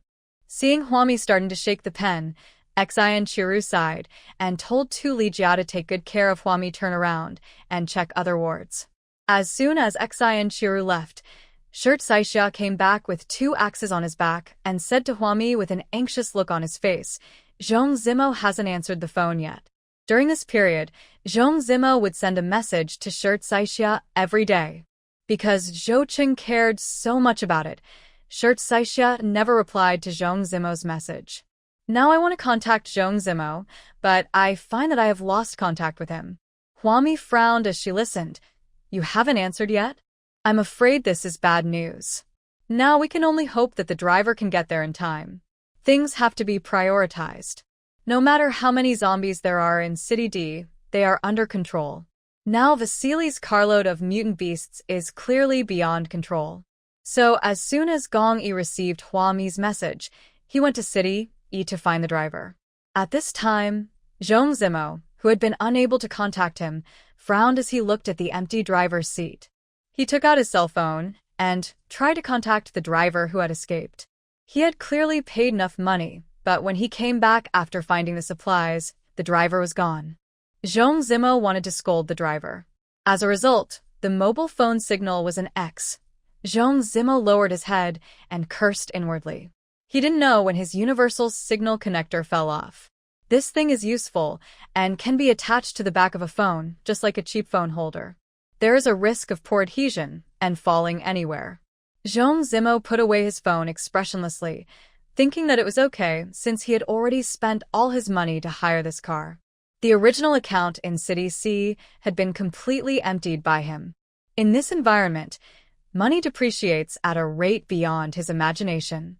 Zhong Zimo raised his head and looked at Vasily and the killers numbly. He suddenly felt something strange. Speaking of which, due to the melting snow and the blockage of the AE Expressway, their journey to East City to join Chen was extremely difficult. Because of the countless obstacles of varying sizes, Zhong Zimo completely ignored the abnormalities of Vasily and others. In fact, he had only been away from the bus for a few days. When he came back from finding supplies, why were the women's bellies bulging? At this time, Zhong Zimo was staring at the people in the car in surprise. Suddenly, Vasily raised his head and looked at Zhong Zimo with his cloudy and lifeless eyes. Zhong Zimo, who was outside the car window, was startled. He had no idea why Vasily and his men, who had always been obsessed with the tenderness of women, suddenly changed their appearance. He only knew that he had to run at this moment. Run quickly. They can't even open the car door. The smell of the food drove them crazy, and when Vasily and the others were humans, their physical fitness was much stronger than that of ordinary people. After just a few hits, the window broke and several mutant beasts jumped out of the bus. Zhong Zimo was running very fast in front, and he dropped all the supplies he had found with great difficulty on the road. When he got on the highway, he looked towards City E and City A. In fact, it is closer to City E, but City A is close to Xiangqing. If you get on the Xiang A expressway, you may encounter garrisons and police. If he goes to City E, Chun Hu may not necessarily help him. Zhong Zimo didn't struggle much. Under the influence of sophisticated egoism, he ran towards City A without hesitation. Halfway there, he was lucky enough to find a bicycle and rode it to a car parked in the garage of a gas station. He drove the intact car directly towards the Xiangqing base. Due to the construction of Xiangqing base, the original Xiang A expressway has been cleared. So along the way, Zhong Zimo drove straight ahead, leading Vasily and several other male mutant beasts towards Xiangqing. He drove faster than the mutant beasts. Only when he saw some survivors on the road did Zhong Zimo feel a little relieved. But he didn't say hello to the other survivors either. Without even saying a word or giving any warning, he just passed by the survivor. When Zhong Zimo's car reached the wire mesh fence at the Xiangqing base, he was forced to stop. A garrison officer raised his AK-47 and pointed at Zhong Zimo and yelled, "The car was driving so fast. What happened back there? Tell me quickly." The new internal reference has not been issued yet, but reminders have been given countless times in previous internal references. At the Xiangqing base, all the city walls that could be built have been built, and all the barbed wire that could be put up has been put up. Start preparing for the coming of the zombie tide. So when the garrisons inside the barbed wire discovered Zhong Zimo's car speeding towards them, they all became very nervous. Zhong Zimo pursed his lips, holding the phone with the universal signal connector missing, and shouted loudly, "Let me in. I want to see Shirtsaixia. I have something important to say. Hurry up." If I haven't met Shirtsaixia, I won't say anything. Nothing at all. After a while, the electrified iron gate opened, but the garrison did not let Zhong Zimo in. Gong Yi walked out from inside. He strode to Zhong Zimo's car, pulled Zhong Zimo out, and threw him to the ground. Gong Yi's forehead was bulging with veins, and he asked in a cold voice, "What are you doing back here?" Behind him, there were several garrisons, all of whom were fully armed. The one in the middle was the driver hired by Zhong Zimo. They were just about to leave the barbed wire and head to City E to search for the bus. Zhong Zimo was lying on the ground. Because the snow had melted, the ground was wet and half of his body was soaked. Seeing that it was Gong Yi, Zhong Zimo smiled but didn't really smile. "You Xiangqing base still treats me differently? I can't come back? I haven't done anything against the law. Why can't I come back? I want to find Shirtsaixia. I told you that Shirtsaixia won't come." Before he could finish his words, Gong Yi picked up the PKM on his back and hit Zhong Zimo with the ace of the rifle, leaving his face covered in blood. The bridge of his nose was crooked. Zhong Zimo, who had not expected that he would be treated so violently after returning to the Xiangqing base, shrank back with a look of disbelief on his face. He opened his mouth, spat out a few teeth that had been knocked out, and asked with a mouthful of blood, "You hit me? The garrison also beat people?" Zhong Zimo asked again, "You beat me?" Gong Yi frowned and swung his rifle ace down again, hitting Zhong Zimo's face again. "I ask you, why did you come back?" The driver who escaped said that while he was running, Zhong Zimo went to look for supplies. Now Zhong Zimo has run back to the Xiangqing base, where is his carload of mutant beasts. "What's going on?" Zhong Zimo, whose face had been smashed, finally stopped being arrogant. He spat out blood and said, "They are chasing me. Shirtsaixia is chasing me. Hurry up and call Shirtsaixia over. I need your protection." Perhaps he also knew that he was not very welcome in the Xiangqing base. So in order to get protection, he had to let Shirtsaixia come forward. After all, the two of them are in a boyfriend-girlfriend relationship. In this case, Shirtsaixia would not watch him being bullied. Gong Yi narrowed his eyes at Zhong Zimo, took out his cell phone, and sent a message to the garrison elites under his command. The communicator used specifically for garrison is not as clear as Hua Mi's universal signal connector. He directly gave the elites the task, telling them not to stay in City D any longer and to gather in Xiangqing East. The zombies in City D are left to the workers at the Xiangqing base to earn extra money. Huami, who still has a hospital bracelet on her hand, and Shirt Saixia, who carries 2 axes on his back. Seeing Shirt Saixia appear, Zhong Zimo, who was on the cold and wet ground, hurried over and shouted, Kaixia, Kaixia, please save me quickly, Gong Yi wants to kill me. Kaixia. Shouting, Zhong Zimo turned around again and looked at Gong Yi with a stern face. Even if you are the commander, so what? You can't treat human life as nothing, right? I didn't do anything wrong. I just took away a car full of women. What did I do wrong to deserve your death? From the beginning to the end, the choices Zhong Zimo made were the ones that an ordinary normal person would definitely make. Who doesn't want to climb up? Think about those people who are busy with their work. They consider the future, money, and career. Everyone will consider what choice is the best solution for themselves. Whether it's before or after the end of the world, is it wrong for me to curry favor with others? Is it wrong for me to seek benefits and avoid harm? Zhong Zimo looked at Shirt Saixia's indescribable gaze as he crawled in the wet snow. I did nothing wrong, Saixia. Do you remember what we said before, that we should work hard and climb higher and higher in the management system? Have you forgotten? Tell Gong Yi quickly and tell him not to kill me. Faced with his grievance and unwillingness, Shirt Saixia frowned slightly. Huami, who was standing next to him, supported her waist and asked the garrison on guard about the situation. She walked back and said to Shirt Saixia, Zhong Zimo cannot be saved. He led the mutant beasts back to Xiangqing. What mutant beast? Zhong Zimo shouted. How do I know it's a mutant beast? I didn't mean it. He was not a prophet and he didn't know the harm that Vasily and others were doing. Anyone would run away when seeing zombies, right? What's wrong with him running back to Xiangqing when he encountered something wrong? Zhong Zimo pointed at the driver in the garrison and shouted, Didn't he also return to Xiangqing base? Why don't you kill him, but kill me instead? Shirt Saixia sighed. Before he ran back to Xiangqing, he at least informed everyone. What did you do? The universal signal connector on my mobile phone is lost. Zhong Zimo continued to shout. He felt wronged. He felt very wronged. Shirt Saixia shook his head. I know you too well. You knew there was a mutant beast behind you, so you didn't make a sound the whole way. Because you're afraid that if you tell them that there's danger behind you, they'll stop you from coming back. So Zhong Zimo walked in silence all the way to the barbed wire fence of Xiangqing base.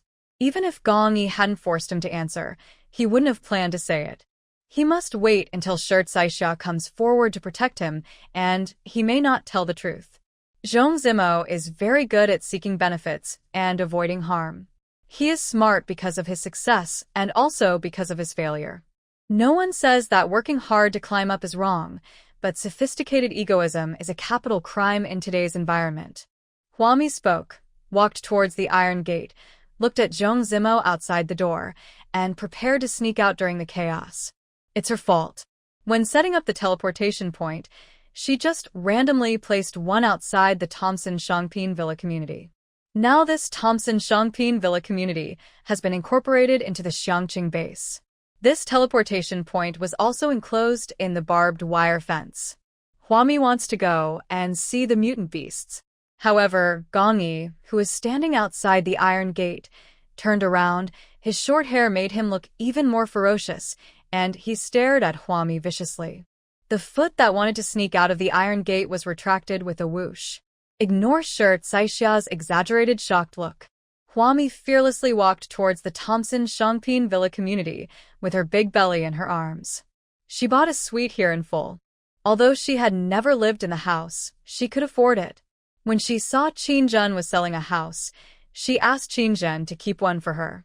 The Thompson-Shangpin Villa community is very close to the power grid, and the owners inside dare not make trouble because of recent internal reports that a zombie wave may be coming. The owners all moved to the Xiangqing base with their families. Huami passed through the teleportation point and went straight into the empty neighborhood, walking towards her building. There was silence behind me. Suddenly, when she opened the door, someone grabbed her by the waist. Gong Yi's voice was filled with cold anger. Aren't you in the hospital? Why are you here again? He was so busy that he didn't even have time to visit his wife when she was in the hospital. He rushed directly from City D to the east of Xiangqing Base. Huami smiled and raised her hand to hit Gong Yi's shoulder, letting him put her on the sofa. My two kids came to me in a dream and told me that they wanted to see their dad, so I took them to see their dad before you left for East City. We've a flower basket. Huami would never admit that she wanted to rush to East City to see what those mutant beasts looked like. Gong Yi stared at Huami with a creepy look in his eyes, not believing her lies at all. He stood up and looked at Huami, who was half lying on the sofa with an innocent look on her face. Gong Yi loosened the collar button of his garrison uniform. He said seriously, Ms. Huami, let me formally remind you now that you are currently in hospital because your condition has become so serious that you must be hospitalized. You are being extremely irresponsible to yourself, neglecting your children, being indifferent to life, and being too careless about the future. As he was giving the lecture, he looked at the watch on his wrist, calculating the time it would take for the garrison elites to gather. If your condition is not serious, how could Dr. Xian ask you to be hospitalized? Is she short of medical expenses? No, she is not. She saw the seriousness of your problem. She asked you to be hospitalized out of her responsibility for you and the child. Ms. Huami, you have done similar things more than once or twice. What do I ask of you? My requirements for you are not high. I have never made any requirements of you since the day we got married. The only thing I ask of you is that you can ensure your own safety. Now the child is in your belly. You must ensure the safety of the children while ensuring your own safety. Gong Yi was very serious. He stood in front of Huami, his body straight, and he was reluctant to let Huami stand and listen to the lecture. What is a child? Children are our future. What are you? You are my wife, the one I will spend my life with.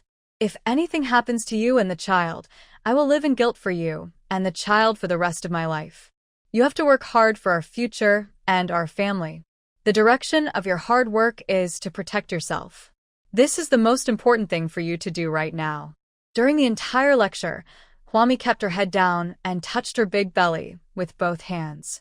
At this time, she did not challenge Gong Yi.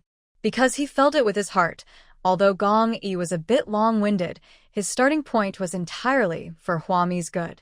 So even though Huami was used to being free, she was still willing to listen to Gong Yi finish his lecture. She hadn't felt such stern care in a long time. Gong Yi reminded Huami of her father, who had passed away many years ago. I have limited time now. Please reflect on yourself and give me a 300-word handwritten self-reflection. Originally, Gong Yi wanted Huami to submit a 500-word self-review, but considering that she was pregnant, it might not be convenient for her to write. After being scolded for 20 minutes, Gong Yi reduced the number of words in his self-criticism to the minimum standard. After saying that, he bent his waist, kissed Huami on the face, turned around and hurried out the door. Huami was still lying on the sofa. She raised her hand and touched her face and couldn't help laughing. At this time, outside the Iron Gate, Zhong Zimo had been dragged away by 2 garrisons and shot in a remote place. He shouted desperately, hoping that Shirt Saixia would save him. But Shirt Saixia was hugged by Zhou Cheng, who suddenly appeared. Zhou Cheng was very anxious. He covered Shirt Saixia's ears with his hands and asked Shirt Saixia to look at him. He said, Zhong Zimo must die. If he doesn't die, anyone can lure monsters to the Xiangqing base in the future. In an emergency, it is human nature for people to run to a safer place. But even though it is human nature, we still cannot allow this phenomenon to become the norm. Do you understand? This kind of thing cannot be routine. Zhou Cheng looked at Shirt Saixia nervously. He was afraid that Shirt Saixia would remember their old friendship and really save Zhong Zimo. Then Shirt Saixia would be immediately squeezed out of Huami's small circle. The key point is, what does this prove? It proves that Shirt Saixia still has feelings for Zhong Zimo. Both publicly and privately, Zhou Cheng didn't want to see Shirt Saixia make a mistake. In the end of the world, a fishy wind was blowing. Shirt Saixia looked up and looked at Zhou Cheng's mouth shape. Her ears were covered by Zhou Cheng, so she could not hear Zhong Zimo's wailing. But Shirt Saisha was not in a hurry at all. She stood on tiptoe and kissed Zhou Cheng's lips gently. What are you talking about? I can't hear you. She smiled. Seeing Zhou Cheng's petrified look of shock, Shirt Saisha asked again, What's wrong? Don't you like me? Didn't you always say that you wanted me to be your girlfriend? People like Zhong Zimo had been eliminated from Shirt Saisha's life a long time ago. She was not worried about Zhong Zimo, and she would not let herself be isolated from her friends and relatives because of Zhong Zimo. Shirt Saisha really couldn't hear what Zhou Cheng was saying, and she couldn't understand his lip movements. She just thought that if she was a little more honest, the anxiety in Zhou Cheng's eyes would be a little less. You see, as expected, after she agreed to be Zhou Cheng's girlfriend, Zhou Cheng was dumbfounded. Aha! Gong Yi stood behind Zhou Cheng with a stern face. Gather. Silly Zhou Cheng returned to the assembled team clumsily. His mind is not clear right now, and he is choosing sides entirely based on instinct. Outside the team, Shirt Saisha turned away with a smile, a blush appearing on her face. Being with a man like Zhou Cheng, there is absolutely no mental burden at all. At least Zhou Cheng had no requirements for her. He liked her and thought she was good no matter what. So after kissing Zhou Cheng, Shirt Saisha was in a good mood. She watched the garrison elites get on the bus and, under the leadership of Gong Yi, head towards City Yi. Shirt Saisha also turned around and prepared to look for Huami. As soon as she entered the Thompson Shangpin Villa community, she saw a group of people walking towards her. Perhaps the infrastructure of Xiangqing Base is much better than that of Yi City. But for Chu Yimin and her brother Chu Xing, there are rules everywhere in the Xiangqing Base. And they don't give them face. Chu Yimin walked into the community angrily, complaining. Whether it's the garrison at Xiangqing Base or the police, they have no mercy or leniency at all. We are a team from Yi City and we have a fire-type mutant. Why are their attitudes so bad? Chu Xing did not reply. His face looked very bad, and it was obvious that he was as angry as Chu Yimin. When Shirt Saisha, who was walking into the community, heard this, he immediately felt displeased with this group of people. So he looked at this group of people with disgust. Nowadays, there really is such a group of people inside and outside the Xiangqing Base who complain about the sky, the earth, and the air all day long, as if the whole world owes them something. It is natural for others to be nice to them, but if others treat them even slightly badly, they will harbor deep hatred for them. What are you looking at? Chu Yimin glared at Shirt Saisha, anger rising in her heart. Tell me, what are you looking at? Shirt Saisha, who was carrying 2 axes on her back, felt unlucky. The look of disgust she had just given was just coincidentally met by Chu Yimin, who was as proud as a little princess. How could the little princess endure it any longer? Now in the Xiangqing Base, the garrisons and police didn't give their team face. How dare a bespectacled fellow in shabby clothes look at them with such a cold face? Chu Yimin immediately started to lose her temper. When she saw that Shirt Saisha didn't answer, she pointed at Shirt Saisha and asked, Are you mute? Why don't you speak? Tell me, what are you looking at? Shirt Saisha didn't want to cause trouble. She didn't even look at Chu Yimin and hurried into the community. However, as soon as she entered the magnificent gate of the community, Chu Yimin caught up with her and stopped her. Maybe it's because there's no place to vent anger. Perhaps in this apocalypse, the law of the jungle is normal. Shirt Saisha looks like a nerd who only knows how to read. Even though she has 2 axes on her back, it doesn't mean that her fighting ability is strong. Do what? Seeing Chu Yimin spreading her arms and blocking her way, Shirt Saisha's face was full of impatience. Get out of the way. I want to go in and find someone. Who are you looking for? Are you someone who can afford to buy a house here? Chu Yimin looked up with a disdainful attitude. In the end times, prices have risen sharply, but the Chu family originally had shares in the Thompson Shangpin Villa community. After learning that the Xiangqing Base had begun construction, Qingjin packaged and started selling this unfinished building project that the Chu family looked down upon. Chu Yimin and her brother Chu Xiang went to the relevant management of the Xiangqing Base to ask for an explanation. However, they looked around and asked many people, but no one knew who was in charge of this area now. It seems that the Xiangqing Base has no management level at all. Chu Yimin looked at Shirt Saixia angrily. This entire community belongs to us. You are not allowed to enter. Get out. Seeing the man's nose in the air, Shirt Saixia took a deep breath and laughed angrily. What the Hades are you talking about? I'm the owner of this place, and I'll leave if you tell me to. Don't think that just because the end of the world has come and there is no property management in this community, you can call a horse a zebra. What do you think this place is? Apart from anything else, Shirt Saixia worked diligently for Qin Zhen and also for Huami, earning 2 salaries alone. People in Xiangqing who have some money flock to the Thompson Shangpin Villa community to buy houses. Even Huami and Qin Zhen bought houses here. Would Shirt Saixia have to keep up with the 2 bosses? Que Yiman ou quête distinct foule. The property rights of this community are still under discussion, but you guys are so eager to buy a house here. It's really weird. We came to Xiangqing base this time to deal with our Chu family's assets in Xiangqing. Don't think that just because the end of the world has come, you can let Gong Yi do whatever he wants. The Chu family also has means and connections. Although the end of the world has come, the Chu family has a lot of supplies, and their status in City E is similar to that of Chun, who in City A.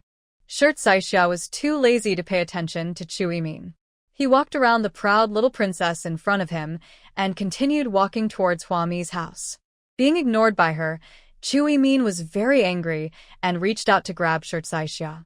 I told you, this is a residential complex in which our Chu family has a stake. You are not allowed to enter. Shirt Saixia turned around and swiftly stretched out his hand to block Chu Yimin. After all, he was a person who had just returned from D City for further studies, and Shirt Saixia was much stronger than Chu Yimin. He pushed Chu Yimin to the ground. This is Xiangqing base, not Xiangqing or E City. If you have any opinions, don't tell me. I bought a house so I can enter. As soon as Shirt Saixia finished speaking, a fireball suddenly hit him in the face. She was stunned and her brain didn't have time to react. The next moment, Shirt Saixia felt someone pulling his body and he took a few steps back. Dodged the fist-sized fireball. It's Huami. She flew over at an extremely fast speed and saved Shirt Saixia's face from being burned in time. Chu Xiang had a cold expression on his face, with a hint of surprise in his eyes, as he looked at Huami, who had a bloated figure, a huge belly, and a swollen face. He said disdainfully, I didn't expect you to be so quick. How come you also live in my villa complex? Huami's belly is so big. In this environment, the fact that a pregnant woman appears in such a dangerous place, such as the teleportation point or the east side of Xiangqing base, is very impressive. It's hard to make Chu Xing forget. Huami supported her waist and asked, What do you mean by your villa community? Where is your villa community? She deliberately glanced around and then looked at Chu Xing.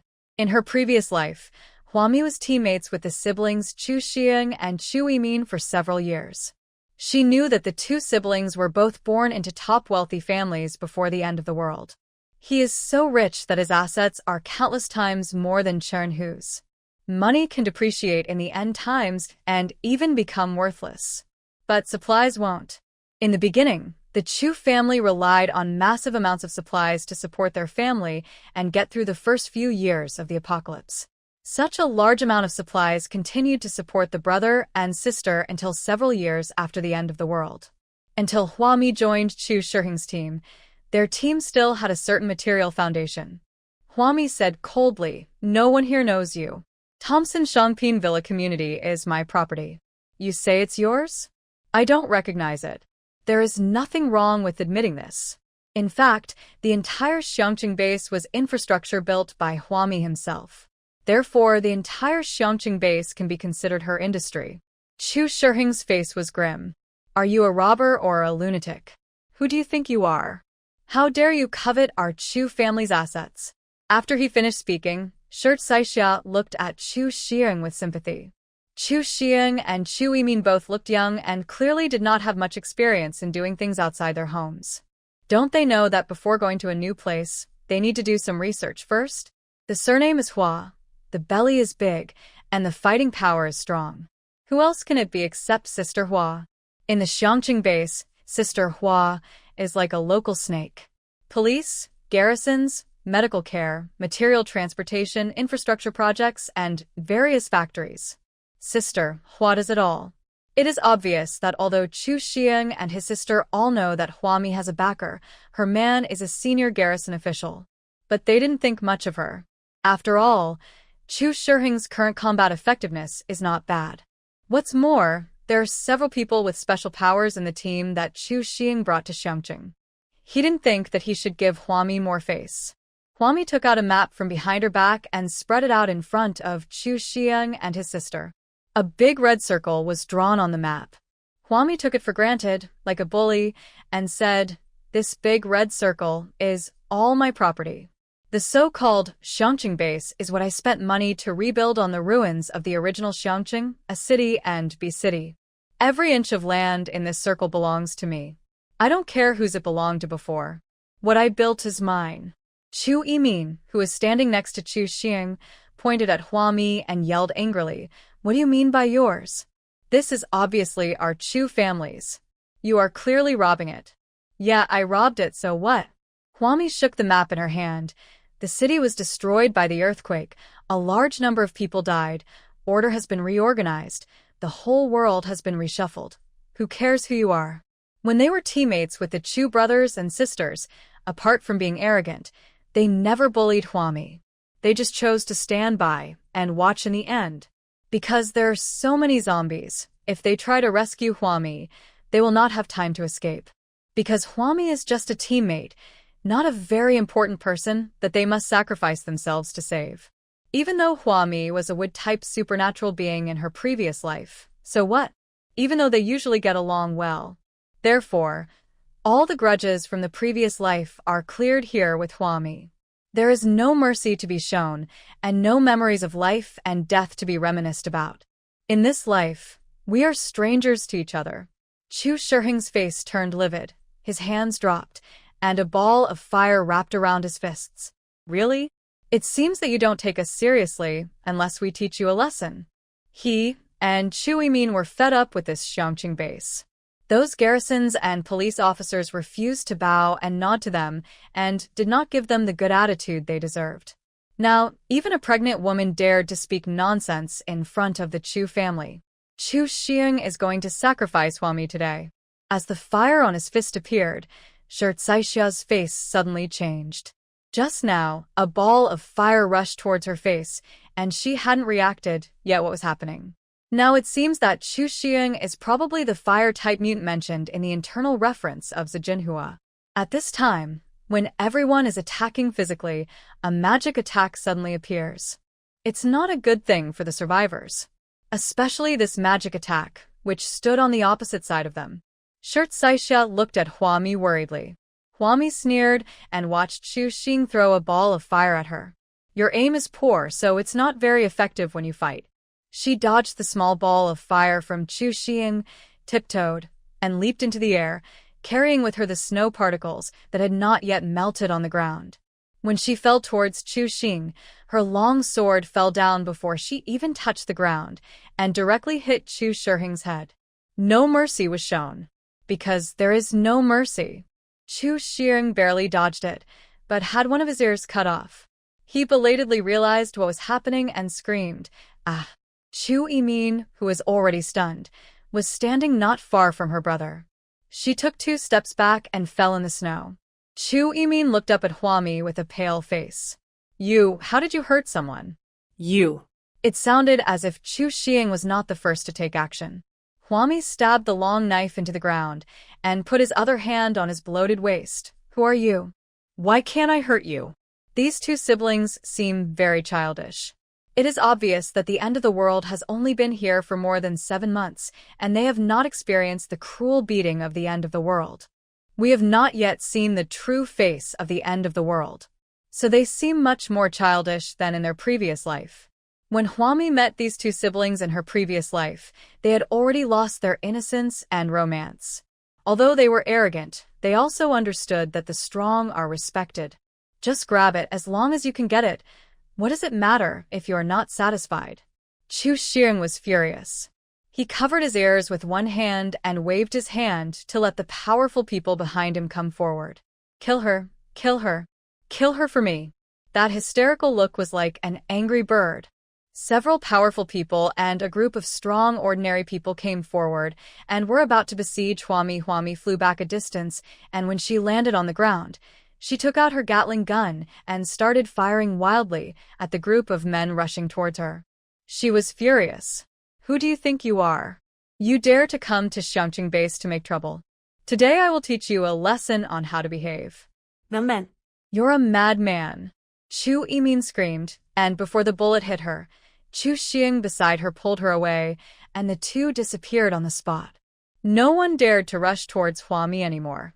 Behind Huami, Shirt Saixia was still full of sympathy as he looked at the large group of men lying on the ground. The last person who dared to kill Huami had his body chopped into 2 pieces. This group of people are better off now, as they have left behind intact bodies. Chu Xiang and Chu Yimin, who were hastily teleported away after killing their hostages, were trembling with fear and huddled in the teleportation point of the Xiangqing base. The people around them looked at the 2 siblings with strange eyes. Suddenly, Chu Xiang collapsed and yelled with blood all over his face. I am a fire-type mutant. I want to meet Gong Yi. I was attacked. I want to ask, is this the only safety feature of your Xiangqing base? Chu Yimin sat on the ground for a long time without coming back to her senses. She was still thinking about how Huami had swung the Gatling gun and fired directly. And Chu Xiang were terrified this time. In City E, there are no zombies and not many survivors. All the survivors died or ran away during the natural disaster. Almost all those who could run ran to the Xiangqing base. Those who have the ability to stay will not go against the Chu family. So they have never suffered any setbacks. At least until now, the Chu brothers and sisters have always been like superior people. Chu Xing thought that by revealing that he was a fire-type mutant, he would be taken seriously and treated differently by the Xiangqing base. But he was still kept in the quarantine area. Even though he was angry and half of his face was covered in blood, he kept emphasizing that he was attacked. A policeman just came over and asked him a few questions, and when he found out that he was not attacked by zombies or mutant beasts, the police left. Chu Yimin was shaking all over. She stopped the police and was so angry that she was shaking.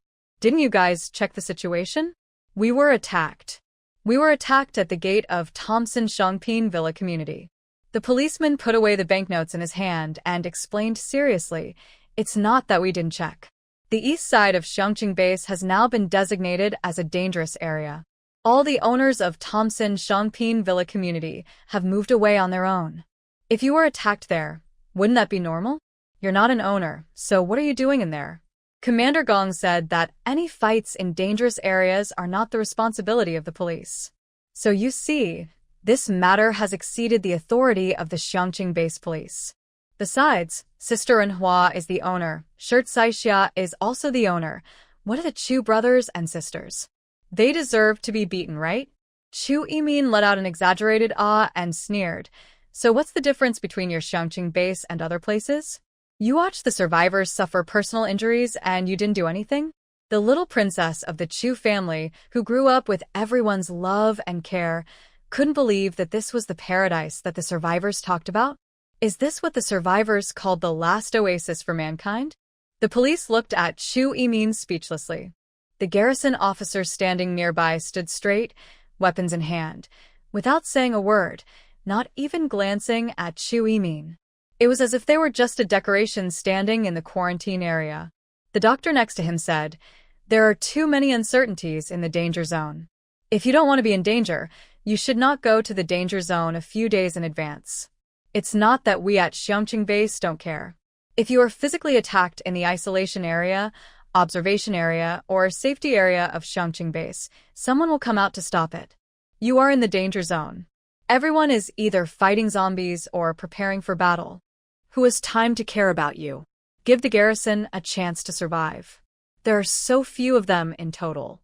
Not only do they have to guard the entire Xiangqing base, but they also have to be busy putting out fires and fighting zombies everywhere. Serious people should not go to dangerous areas to join in the fun."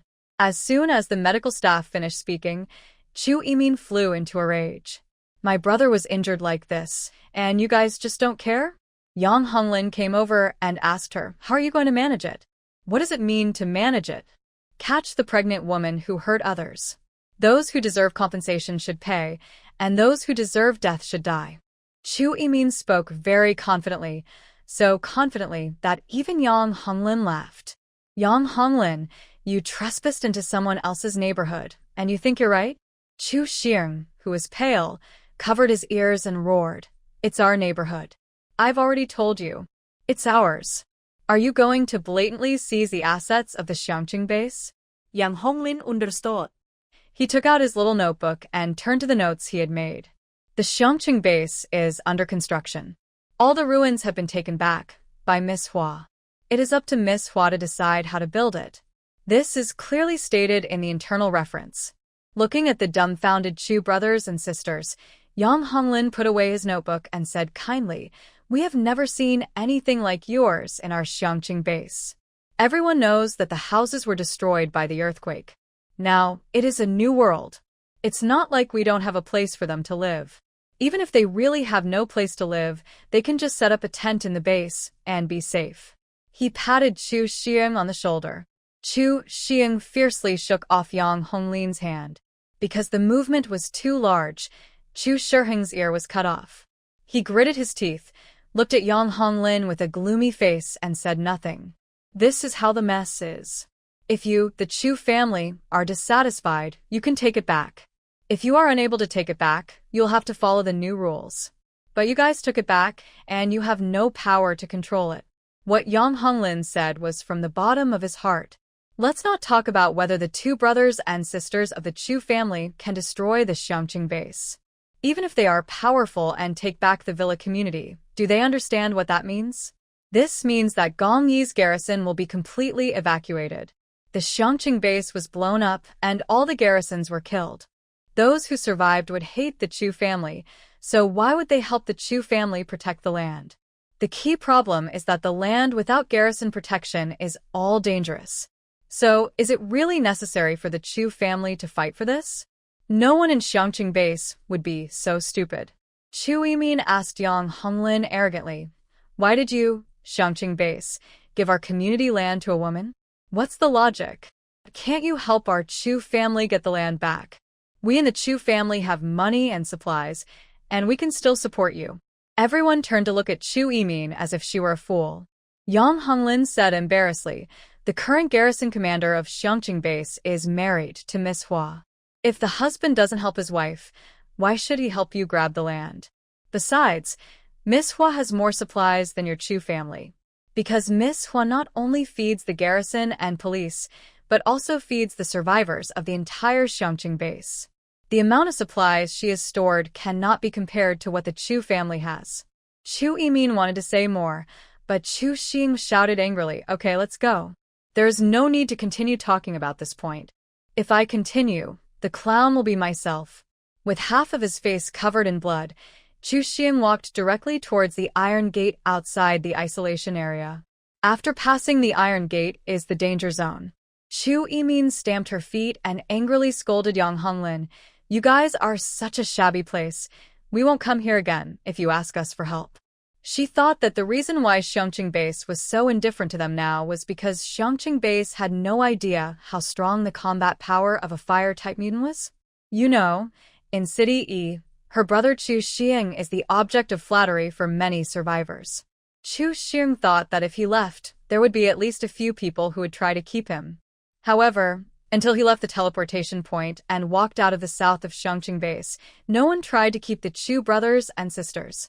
She held Chu Shiheng's arm. "Brother, what should we do now? Are we really going to let it go?" She was not convinced. She had never been to the Xiangqing base before, and she didn't know that the Tangchen Shangpin Villa community, which was regarded as a garbage project by the Chu family, was built so beautifully. "I heard that every villa there is luxuriously decorated. It is located inside the Xiangqing base and is guarded by garrisons, so it is very safe. Nowadays, having such a place to stay, which is comfortable and safe, is quite tempting for any survivor." Chu Yimin really couldn't bear to give up that villa community. "Go back." Chu Xiang gritted his teeth. "Let's go back to Yi City first." Their current location is the southern part of Xiangqing Base. City E is located to the east of Xiangqing Base. They had teleportation tickets to return to Xiangqing, but no teleportation tickets to return to E-City. So I had to walk back to City E, Chu Yimin muttered to herself and was quite reluctant to hike. She stepped forward, looked at Chu Shiheng's half-bloody face, and asked with concern, "Brother, is your ear injured?" The physical fitness of those with special abilities is much better than that of ordinary survivors. If an ordinary survivor had suffered such serious injuries, he would have been on the verge of collapse and looked like he was dying. But Chu Xing soon stopped bleeding and was still in good spirits. It was the psychic's powerful self-healing ability that helped him. He shook his head and raised his hand to touch the side of his face, which was covered with blood scabs. He secretly swore in his heart that he would take revenge sooner or later. However, before Chu Xing could figure out how to take revenge, the Hunanbi Expressway was closed before they had even started hiking for half a day. This means that if the two want to leave Xiangqing and go to East City on foot, they cannot take the highway at all. Chu Yimin looked at the survivors on the highway who were packing up their houses and preparing to evacuate to the Xiangqing base. "What are you doing? Are you not going to do business anymore? If you don't do business, how can we buy supplies?" All of the Chu family supplies were left in City E and guarded by the Chu family. And the psychics that Chu Xing brought to Xiangqing this time should have been wiped out. At least Chu Yimin couldn't contact any of them. They didn't have any other supplies with them except money. If you cannot replenish supplies along the way, it will be a very long and difficult journey to walk from Xiangqing South back to City. The evacuated survivors had no time to answer Chu Yimin. The supplies in the igloos along the way have been evacuated. Why don't these small vendors who are making jokes run back quickly? Chu Yimin was about to get angry. Now, even a small vendor dares to ignore her? You know, her brother is A. But she found that the stall owner had already packed up, and in a flash, he flew back to Xiangqing base with the supplies. She just wanted her brother, who has fire abilities, to come forward, but the stall owner didn't even give Chu Yimin a chance to lose her temper. What kind of a place? Chu Yimin was cursing when she suddenly saw a large group of people staggering towards her from the distance on the highway. She opened her mouth and someone behind her shouted, "It's the zombies nearby that are coming."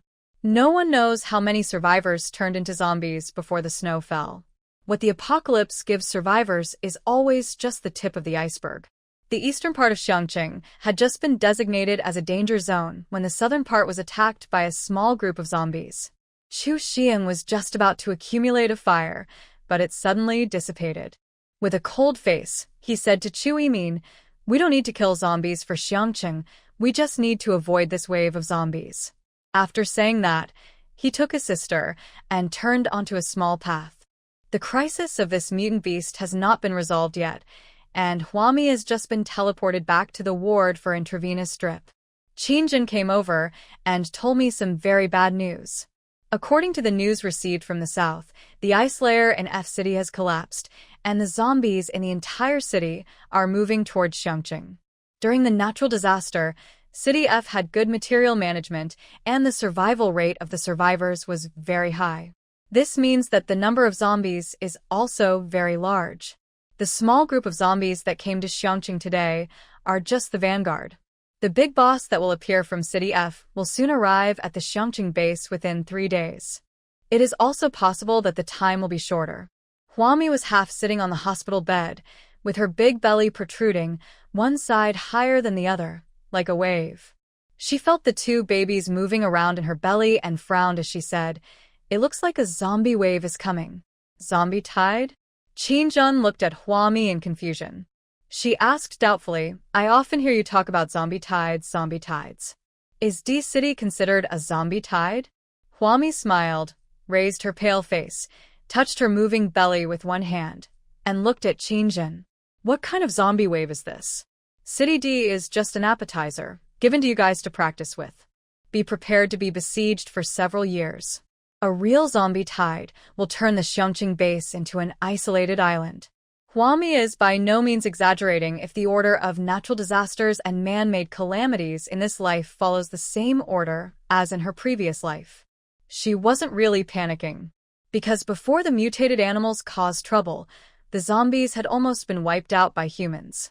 The current situation is more complicated than what she experienced in her previous life. There are zombies to the south of Xiangqing Base and mutant beasts to the east. The worst-case scenario is that the zombie tide is mixed with a tide of mutant beasts. There is more than one way to fight, and survivors cannot have only one way to fight back. Qingjun listened to Huami's words with concern and sighed. You are about to give birth in more than 2 months. What are you going to do then? She thought that just like in City D, the survivors would be able to control the situation in just over a month. Well, Qingjun wasn't panicking. Now, from what Huami said, we have to prepare for several years? This is simply unimaginable. She asked with trembling lips. What about our children? I can't imagine that they will grow up in such an environment. They won't even have the most basic Enlightenment education. They won't even have a bright classroom or a quiet desk. Huami reached out and held Qingjun's slightly trembling hand, saying, Be strong. From the moment you and I decided to bring the little lives in our bellies into this apocalyptic world, we were destined to be more than just ordinary mothers.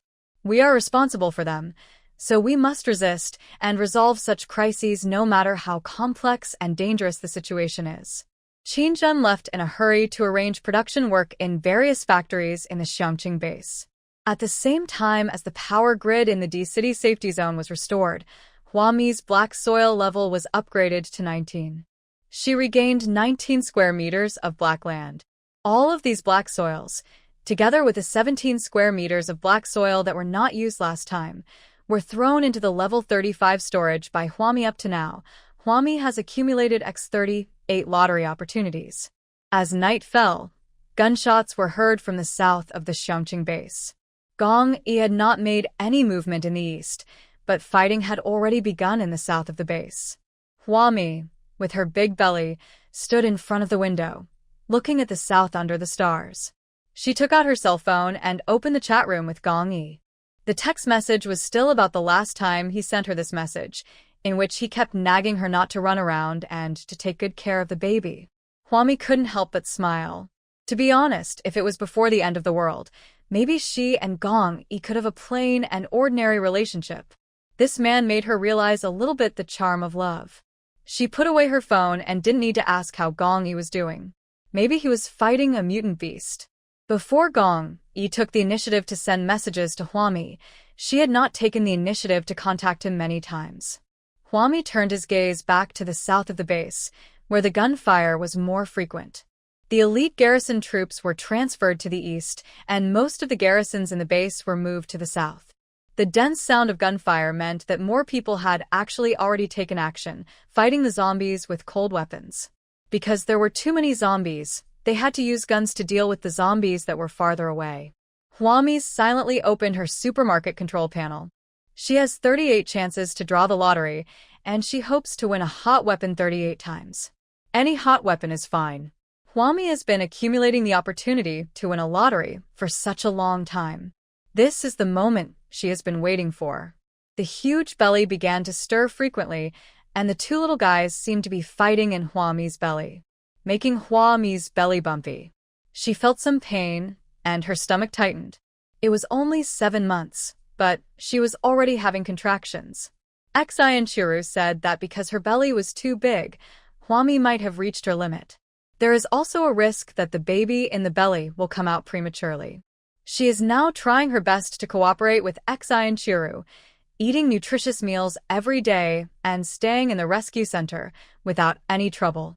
But she didn't make any effort and just lay down all day.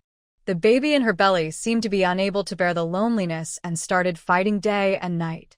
Yes, the kind where they pinched each other inside Huami's belly. Huami had cold sweat on her forehead.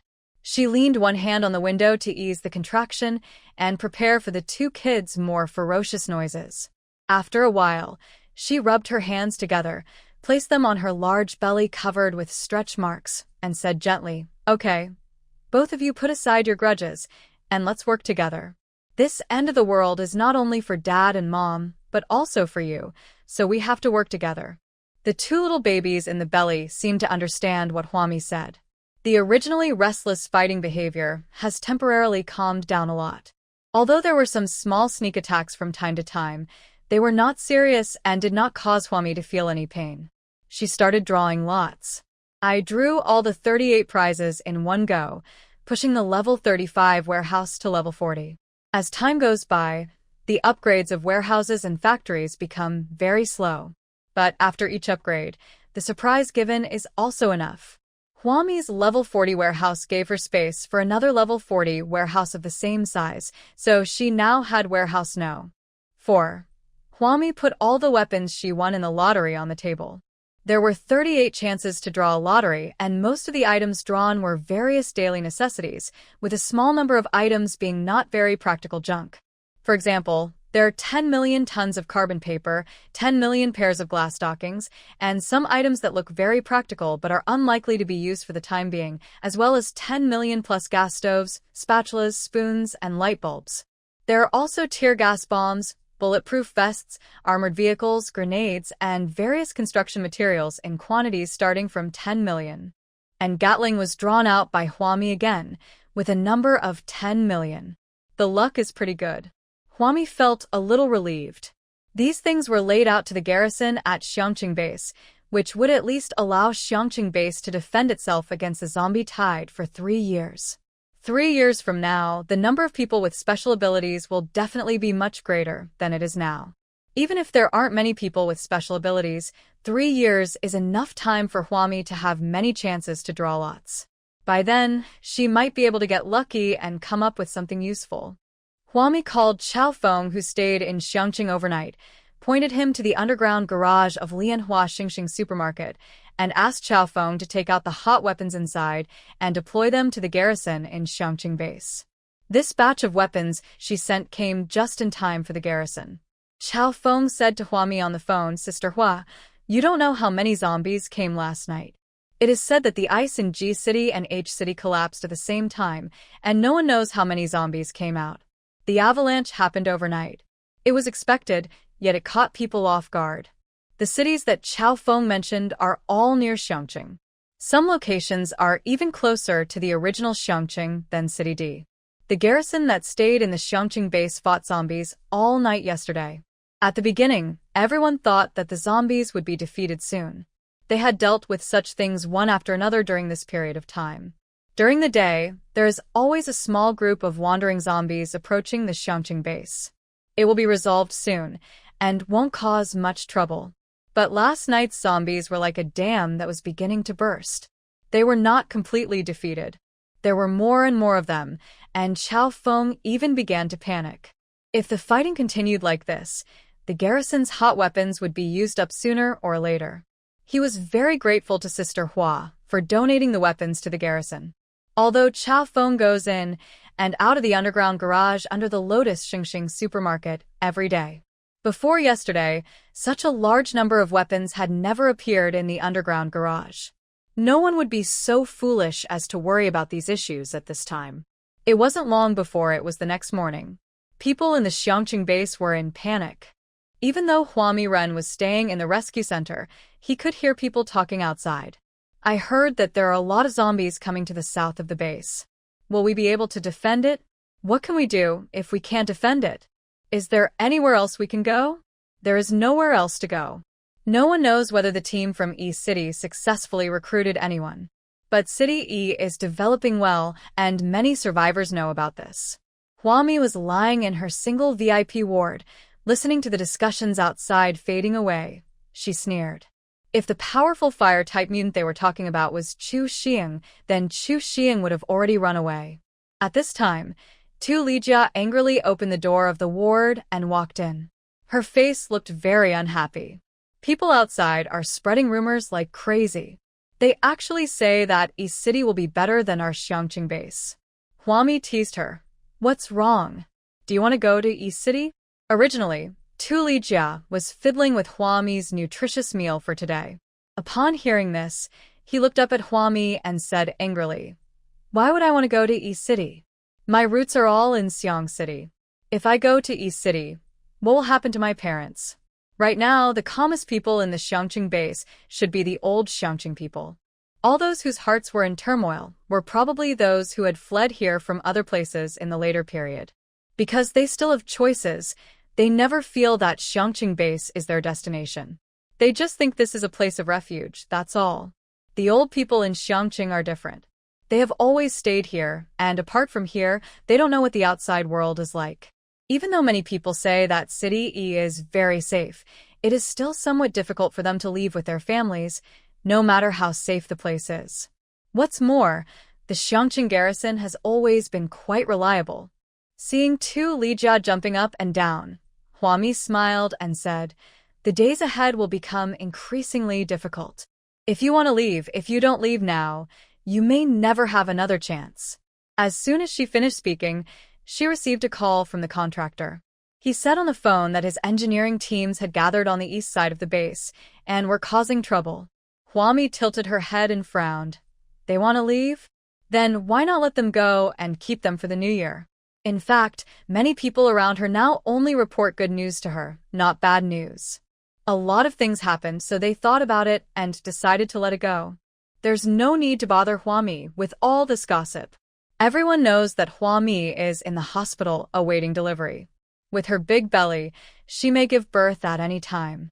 The contractor was anxious on the other end of the phone. They don't want to leave, nor do they want supplies. They are just making trouble. Just making a fuss. Because they did not get close to the barbed wire, nor did they enter the dangerous area designated by the garrison. Therefore, at this level, it is difficult to manage the garrison and there is no time to manage it. Yang Honglin has gone to urgently maintain order, but even Yang Honglin couldn't maintain order, which shows the seriousness of the problem. Huami frowned and listened. It just so happened that she had a teleportation point outside the Thompson Shangpin Villa community, and she teleported directly there without waiting for Tu Lijia to speak. People outside were talking about it, not just those in the hospital but also all aspects of the Xiangqing base. When Huami was teleported there, Qin Zhen and Shi Saixia arrived after Yang Honglin and had already dealt with the situation. So, Huami stood at the gate of Thompson Shangpin Villa community and took a look. The striking workers had a common goal. They wanted guns. I know you have connections and channels, you have rules, and your management is strict, but now zombies are everywhere and you want us to build a wall. What can you use to ensure our safety? Someone took the lead and negotiated with Yang Honglin. Behind this man was a large group of workers sitting quietly on the road. Yang Honglin wiped his face to get rid of the saliva. Qin Zhen, who was standing by, came forward to explain. It is impossible to give you guns. Guns are strictly controlled and cannot be rampant. Besides, we don't have that many guns and ammunition. She didn't know how many guns Huami had in her hand, but Qin Zhen had the same idea as Huami. Guns cannot be rampant. No matter how urgent the situation is, guns and ammunition cannot be distributed to survivors at will. She sighed and tried to appeal to the workers' feelings and reason. The Xiangqing base is now under attack by a wave of zombies, and the peak period is about to come. If you don't repair the city wall, our situation will become even more difficult. Xiangqing base is a base that has not yet been completed. There are many engineering projects like this in Xiangqing that have been put into use, but have never been completed. Therefore, the wall of Xiangqing was only half built. The scope of the Xiangqing base is constantly expanding, and the area protected by the wall is also constantly expanding. The remaining half of the wall that had not been completed was temporarily supported by an electric fence. Normally, it's fine, and the power grid works well. But if there is a wave of zombies, the power grid can easily be knocked down. Especially if the zombie tide is mixed with a mutant beast tide. Huami asked the contractor to build the wall of Xiangqing base in the shortest time possible. Just use the cement she provided, the kind that even a drill bit can't damage. According to Huami's calculations, the real zombie wave will probably come in 2 months. The time is a bit tight, but it does not mean that the project cannot be completed. As long as it is planned properly. Ms. Qin also knows that we are in a difficult situation right now. If that's the case, why would you disregard our safety? Yes, the garrison has guns, but the garrison doesn't protect us. They are just idlers. We ask for guns so that our lives can be more secure, right? Someone in the crowd said this, his tone full of provocation. I heard that this Xiangqing base belongs to a woman, Gong Yi's wife. So we didn't build this base for ourselves. We built it just for a woman. In that case, why should we take the risk? Gong Yi did not investigate this aspect too clearly. From the very beginning, Gong Yi didn't care who owned the Xiangqing base. What he is guarding is the people, not the city, so Gong Yi doesn't care where the people are, who the land belongs to, or who built the house. Huami spent money on infrastructure construction, and Gong Yi and everyone else tacitly agreed that the infrastructure built by Huami belonged to Huami. Is there anything wrong with this? Why has it become a serious crime now? Huami stood in the distance, looked at the crowd, and immediately smiled. Guess what? She found an acquaintance among the group of workers who were causing trouble. Hu Yanxiang. Isn't this an old acquaintance in City D? No wonder these workers kept saying that this base belonged to Huami and had nothing to do with them. They also said that they were risking their lives to build the base. Hu Yanxiang gathered a group of people and constantly encouraged the workers at the Xiangqing base to ask for guns. Who wouldn't want a weapon at a time like this? Everyone does. It's just that the management of guns and ammunition at the Xiangqing base is very strict.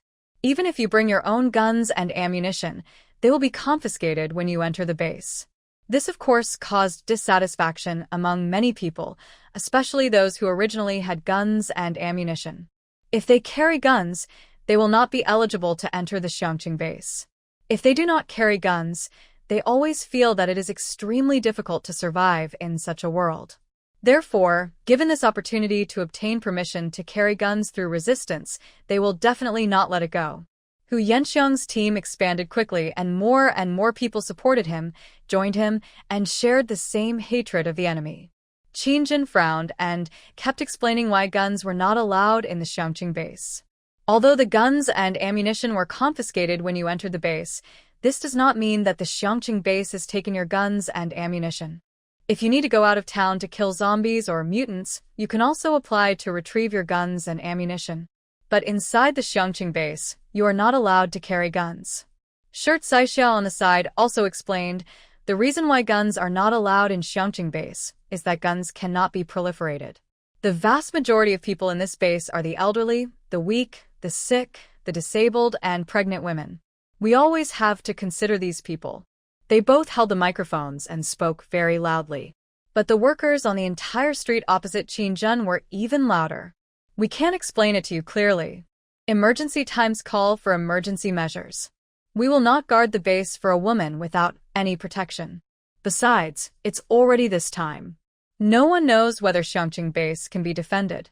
Anyway, I just want a gun. Huami walked over and took the microphone from Qinzhen's hand. Let me ask you, were you the ones guarding the base from the beginning to the end? Haven't you been doing infrastructure construction? Have the people who are fighting to defend the base been just garrisoning?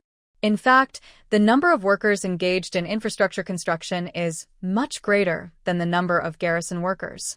Among them, there are people like Hu Tingxiang, who were engaged in infrastructure construction when he was in the Xiangqing base. You can also fight zombies after leaving the Xiangqing base. Amphibious player. Huami really understands these people's psychology too well. If you have a gun in your hand, it will be more convenient to fight zombies, and you can get more crystal cores. Isn't that better than working hard to repair the city wall? Seeing Huami come forward, Hu Yanxiang and the crowd looked gloomy and stopped showing up. He winked at the person next to him, and that person shouted, "But things are different now. There was a fight in the south of the base all night yesterday. Didn't you hear it? You are used to a life of luxury, so of course you don't understand the fear of people like us. Don't hide it from us. We have known for a long time that the ice near Xiangqing has collapsed. Endless zombies are rushing towards the Xiangqing base. If you can't give us guns, how can we have the courage to build the city wall? This is the situation. If you don't give us guns, we won't build the city wall. If the city walls are not repaired, zombies will attack the base faster. But if they were given guns, would they repair the city walls properly? Would they guarantee that they would not fire indiscriminately in the Xiangqing base? Who can guarantee that these people will not leave Xiangqing as soon as they get the guns? Human heart, no matter when, don't have any expectations. Huami sneered while holding the microphone. You don't have a gun, but you have a life. If you don't want to repair it, get out of Xiangqing. Who will bother with you? She was angry. There were only a few thousand people stationed there, and they had to protect such a large group of survivors. The key point is that these survivors still want to cause trouble and are not obedient. At the critical moment, they are still chattering here. Don't you think that if the nest is overturned, how can the eggs remain intact? If the Xiangqing base is gone, will there be a paradise on Earth somewhere else? Life is better nowhere than at the Xiangqing base. Hu Yanxiang whispered, "Let us go?" Haha, let's go. I think the achievement is pretty good. Let the Xiangqing base give us the city teleportation ticket, and we will leave immediately. The man beside him received the order and shouted loudly, "No one wants to stay in such a dangerous place. Release the teleportation tickets to City E, and we will buy them with money." No one knows how the teleportation point appeared. There are rumors inside and outside the Xiangqing base that the world has become like this, and the emergence of teleportation points is the result of some kind of natural refraction. Balabala talked about a lot of scientific principles. In short, everyone believed that teleportation points were everywhere, and as long as they were found, they could be teleported directly there in some way. They believe that not only Xiangqing base has multiple teleportation points, but E-City should also have them. So these workers who want guns want to vote to be teleported to E-City District. This will also save you from encountering danger on the road. Huami was very cold and said word by word, "No, just go there by yourself." Indeed, not, although she still has 36 square meters of idle black land. But she has never been to City E, so how could there be a teleportation point to City E? The crowd on the opposite side gathered, and the dissatisfied voices gathered into a muffled thunder. Huami is impatient. If you want to leave, then hurry up and stop whining. The Xiangqing base temple is too small to accommodate big Buddhas like you. Boss Bao, notify the East Gate garrison immediately and have them open the electric gate and let these people out. It is not known whether the mutant beast in the east has been controlled by Gong Yi. The Xiangqing base had already designated the eastern side as a danger zone, and everyone in the base knew this. Hu Yanxiang was dissatisfied and stopped hiding. He shouted at the top of his voice, "I heard there is danger outside the East Gate. You don't release the teleport point to City E, and you don't give us guns. How can we get out? What if we get into danger?" Huami's eyes were cold as she looked at Hu Yanxiang in the crowd. "What? Are we your babysitters? We are being surrounded by zombies and mutant beasts, and we are still going to take you to the west to obtain the scriptures?" Qin Zhen, who was beside him, couldn't help but burst out laughing. The workers on the opposite side immediately started to make a commotion and yelled at the top of their lungs. A bottle of mineral water flew out from somewhere and hit Huami's stomach directly. Huami turned around and, with her big belly, did a spinning kick, kicking the bottle of mineral water back. The person who threw the mineral water fell to the ground instantly. The belly and the late pregnancy seriously affected Huami's performance. But if she had to start the killing mode, she could still handle it. The workers in front suddenly became chaotic. Hu Yanxiang shouted loudly, "Why are you hitting people? Don't think we won't hit you just because you're pregnant." Huami hooked her finger at the crowd of people and said, "I'm right here, come on. Why don't we allow guns to proliferate? It is so that when such a situation arises one day, blind people will not just pull out guns and kill the old, weak, sick, and pregnant. In a critical environment, excessive combat power should be limited." Amidst the shouting and cursing, Huami asked them to come forward and start fighting. The people on the opposite side, however, hesitated to move forward. Hu Yanxiang didn't dare to stand out. Apart from shouting a few times from below, he didn't dare to really fight with Huami. In other words, he is a typical person who has the desire to steal but not the courage to do so. At this time, Chao Feng had received the news. He hurried over with a small garrison team and pointed in the direction of the Iron Gate. "The door is open. The Xiangqing base temple is too small to accommodate you big Buddhas. Let's go. Let's not make things difficult for each other." Looking at these strong men, a large part of them are ordinary people. They are really ordinary, and they really want guns. He was actually making trouble just to get a gun. The noisy crowd gradually quieted down. They're making such a fuss, but they won't give them guns? Then, in the end, won't the situation get worse and worse? Someone whispered, "I heard that the commander has moved all the elite garrison troops to the east of the base. There are some mutant beasts outside." Are we really going out? We can't teleport to East City. What if we encounter mutant beasts on the way? If we don't go out, does that mean we've given up this fight? That's so embarrassing. Perhaps they were too confident. Xiangqing was now experiencing a major crisis, and the garrison must repair the wall as soon as possible. That is why they can act so recklessly, thinking they have the final say in the negotiations. However, now that the power switches have been opened, the Xiangqing base would rather drive away the labor force than give them guns. Really leave? The leader of the crowd looked around, still undecided. In the end, it was Hu Yanxiang who made the final decision. I am very familiar with the Chu family in East City. As long as we can build infrastructure in East City, they will definitely welcome us. Why was Xiangqing able to withstand the small groups of zombies that came one after another? Because their city walls were well built. So if such a large group of people go directly to City E, they can build City E like a bucket. Hu Yanxiang began to recruit people for Chu Xiang. He and Chu Xiang and his sister met at the teleportation point. At that time, they all disliked Huami, who entered through the green channel. Everyone was making up stories about Huami, and now they had a common person to gossip about, so their friendship developed particularly quickly. Nowadays, the person who is talking about how great East City is in Xiangqing is Hu Yanxiang. He really thinks East City is good. Much better than Xiangqing. After hearing his words, the survivors around him nodded. But there are also those who hesitate. Well, what if we encounter a mutant beast on the road? How could we possibly encounter mutant beasts? Aren't all the mutant beasts defeated by the elite garrison troops in Xiangqing? Hu Yanxiang was determined and felt that he could no longer stay in Xiangqing. He had offended Huami a long time ago. Even people like Chu Xiang were forced out of Xiangqing because of offending Huami. Hu Yanxiang felt that he had no future for development in the Xiangqing base.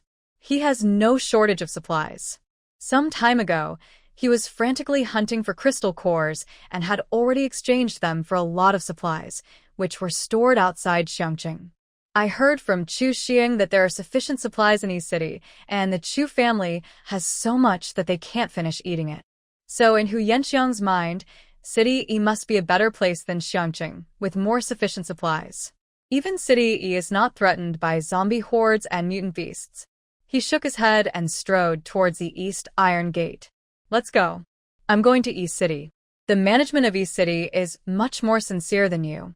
At least Mr. Chu treats me as a brother. If you want to come, just come with me.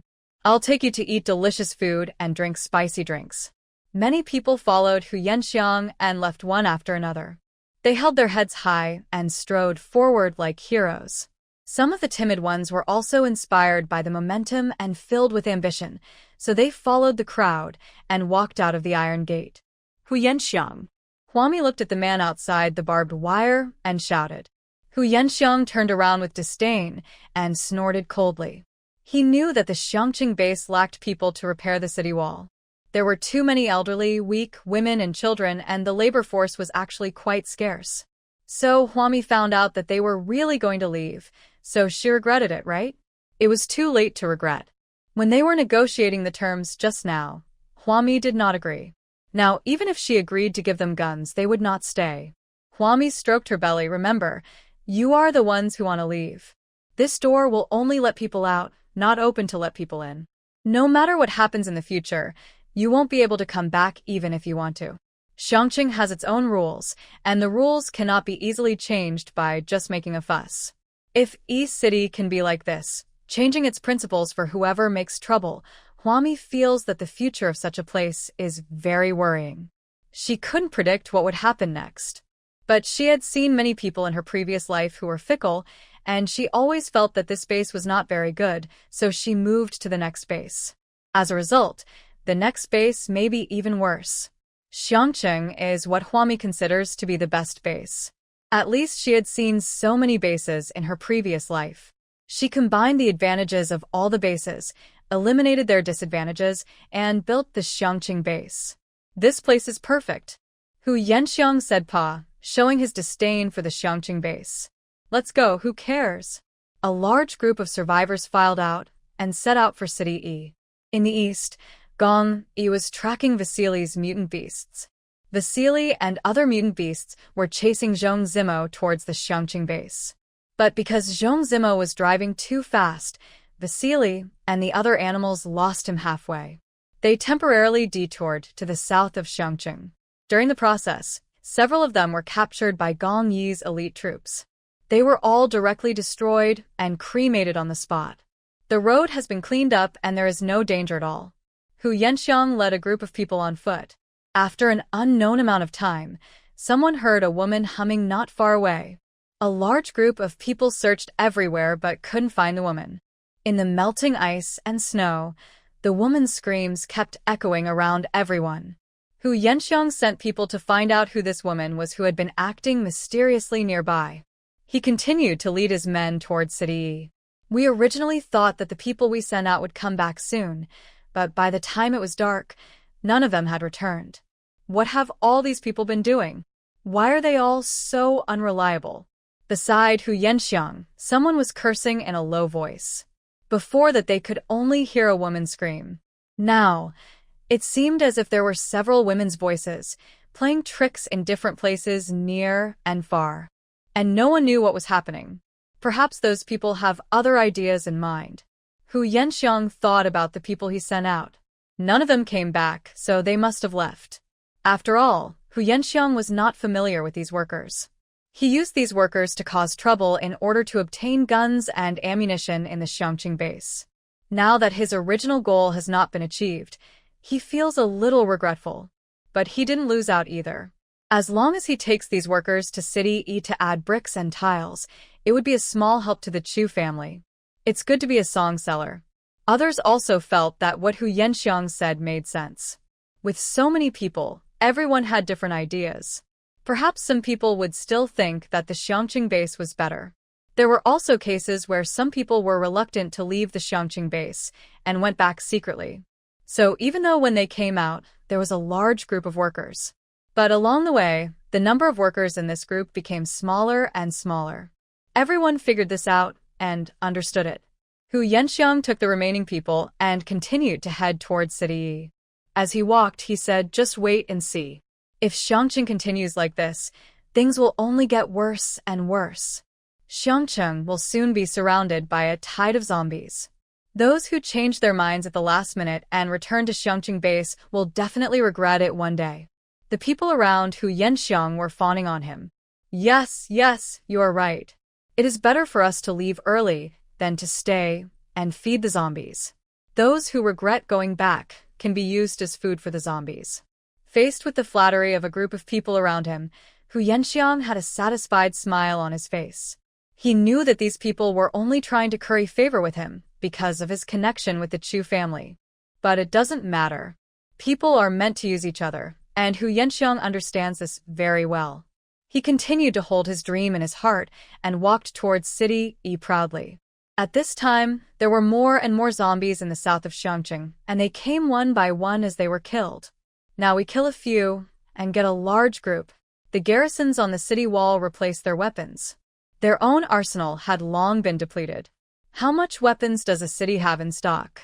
How can they cope with such a huge zombie tide?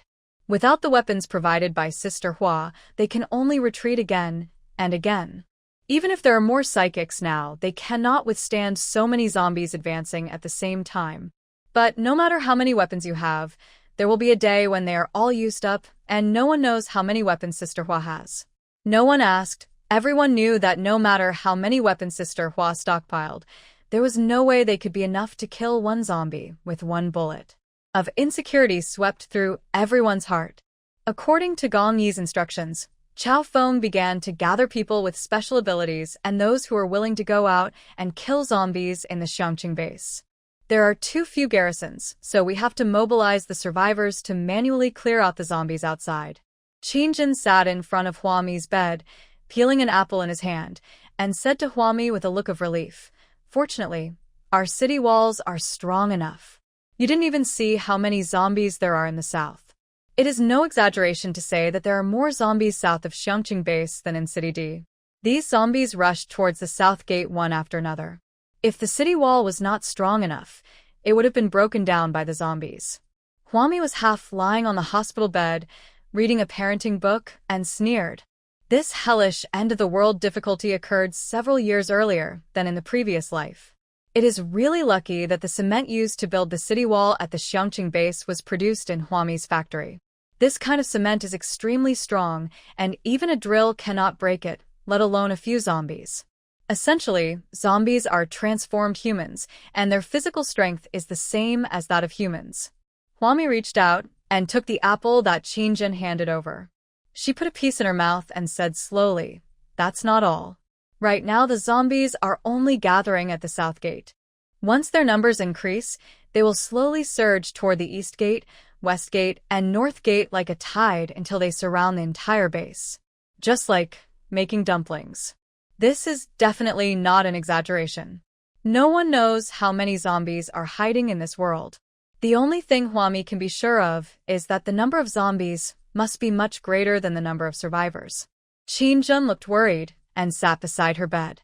He looked at her and asked, "What should we do then?" The entire Xiangqing base, except for the south gate, has a complete wall. The walls in other areas are intermittent, and the connections are all electric grids. What's scary is that the workers who were originally supposed to urgently build the city wall suddenly changed sides and left Xiangqing. There was simply not enough manpower at the Xiangqing base to repair the base's walls in a short period of time. Huami stuffed the apple into her mouth and frowned. This was indeed a very difficult thing to do. But she did not regret it and drove away the troublesome workers. If the conditions were different, Huami would definitely compromise with these workers if she could. But what they want is guns, and that is the bottom line for Huami. She told Qingjun, "Now we have no choice but to mobilize all the forces we can to repair the city wall. As long as we time it well, there shouldn't be any major problems for the time being." In this regard, Huami actually has her own ideas. The Xiangqing base is now planned to be very large, and no one knows how many survivors are crammed in it. Things like building city walls don't necessarily require strong men to do it. If there are enough supplies, a woman in desperate situation can also do this kind of work. If no one comes to repair the city wall, we will all die together. No, the others died, and she lived alone with her 2 children. Although the Xiangqing base belongs to Huami alone, she has no responsibility or obligation to protect the lives of so many people. Want to survive? Then everyone must work together to build the wall. Survivors who always rely on others for protection will not survive long in the apocalypse. What's more, they will even drag down the garrisons that protect them. Huami ate the apple, looking unhurried, and said to Qingjun, "Don't worry, I already have a plan B in mind. If the city wall cannot be repaired, I can still protect you guys and the garrisons." Her Lotus Xingxing supermarket was as big as an entire residential area, enough to accommodate everyone around her and the garrisons. If Xiangqing cannot be defended at that time, they can retreat all the way to the Lianhua Xingxing supermarket. Qingjun nodded, peeled an apple for Huami, and then hurried out to do what Huami had asked him to do. Originally, the supplies for building the city wall were 3 meals a day plus 2 snacks. Now, the quantity of supplies has doubled, and the variety of snacks is much richer than before. If you actively sign up to build the wall during this emergency, you will receive an additional salary of 200,000 yuan per month. In the Xiangqing base, the concept of money has always existed. The money can be used to buy supplies. A salary of 200,000 can be used to buy a lot of supplies. This message was sent to everyone's mobile phone at the Xiangqing base via group text messages. They spread the news, with different opinions. Some people looked at their phones and curled their lips. It's such a dangerous thing. Even if we are given more supplies and money, we dare not do it. Everyone knows what the current situation of the Xiangqing base is. It is about to be surrounded by a tide of zombies. There are battles in the south every day. There was constant gunfire, and it was extremely lively. There are always zombies that you can never kill. The city wall is the most critical place separating the inside and outside of the city. Going to such a dangerous place to build a city wall is like putting your head on your belt, isn't it? Some people also knew some inside information and knew that before, the workers who were repairing the wall in the danger zone on the east side had caused a commotion. Facing the group text message sent by Qingjun, some people were very gloating. These base managers are also disgusting. They are reluctant to even send out a few guns, and they still want others to work hard to build the city wall. Dream on. Most people who received the group text message were shaking their heads. But there were actually a large number of women among them who set off immediately and went to the east of Xiangqing. They chattered around the contractor. Boss Bao, just take us in. We will do our job well, and will never cause any trouble for the Xiangqing base. We came a long way from the north. Mr. Bao, my child is crying because of hunger. I really need this job. Lao Bao looked at the woman carrying a child across from him with an embarrassed look on his face. He had worked in construction all his life, and he had never seen a woman carrying bricks on a construction site. Even today, most of the women who came here to ask to move bricks were still carrying their children. Some carry one on their backs and hold another in their hands. What are they doing? This is a serious construction site. It's neither a nursery nor a shelter. Mr. Bao wanted to reject this group of women. Behind him, Jing hurried over and conveyed Hua Mi's instructions. According to Miss Hua, no matter who comes to the construction site, from an 80-year-old man to a few-year-old child, as long as they are willing to come to the construction site to move bricks and build the city wall, then provide them with jobs. The woman opposite saw Mr. Bao hesitating. She cried and said, Boss Bao, please help us. Look, Miss Hua has said so. Please help us. If we don't come here to work, we will starve to death. If we don't want to starve to death, we can only do the kind of work that serves others. The key point is that the kind of work that requires you to open your legs and serve others doesn't earn much. It's not even as much as the money I earn from moving bricks in a day. It's very sad. There were few other women who thought that Bao always complained that they were too weak. So the women carried a child in their left and right hands and said to the contractor, You see, we are quite strong. We are the ones who do the housework at home. We are the ones who raise and take care of the children, and we take care of the paralyzed parents-in-law. We do everything. Look how strong we are. Looking at the woman carrying a child in each hand, the contractor was dumbfounded. Why didn't he know before that these women were so strong? The housewife who seems useless at home can actually do everything, and her understanding is no worse than that of an adult man. Because of Miss Hua's instructions, the contractor nodded. Then he said to the group of women in front of him, You can try it for a while.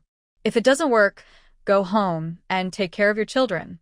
I'll tell you in advance that the project is urgent and we must complete the construction of Xiangqing's wall in the shortest possible time. And you also know what the situation is like in the south of Xiangqing right now. There are more and more zombies coming. I can't guarantee your safety. Besides providing you with abundant supplies and wages, you must not ask for anything else, especially not for guns. These things must be discussed in detail.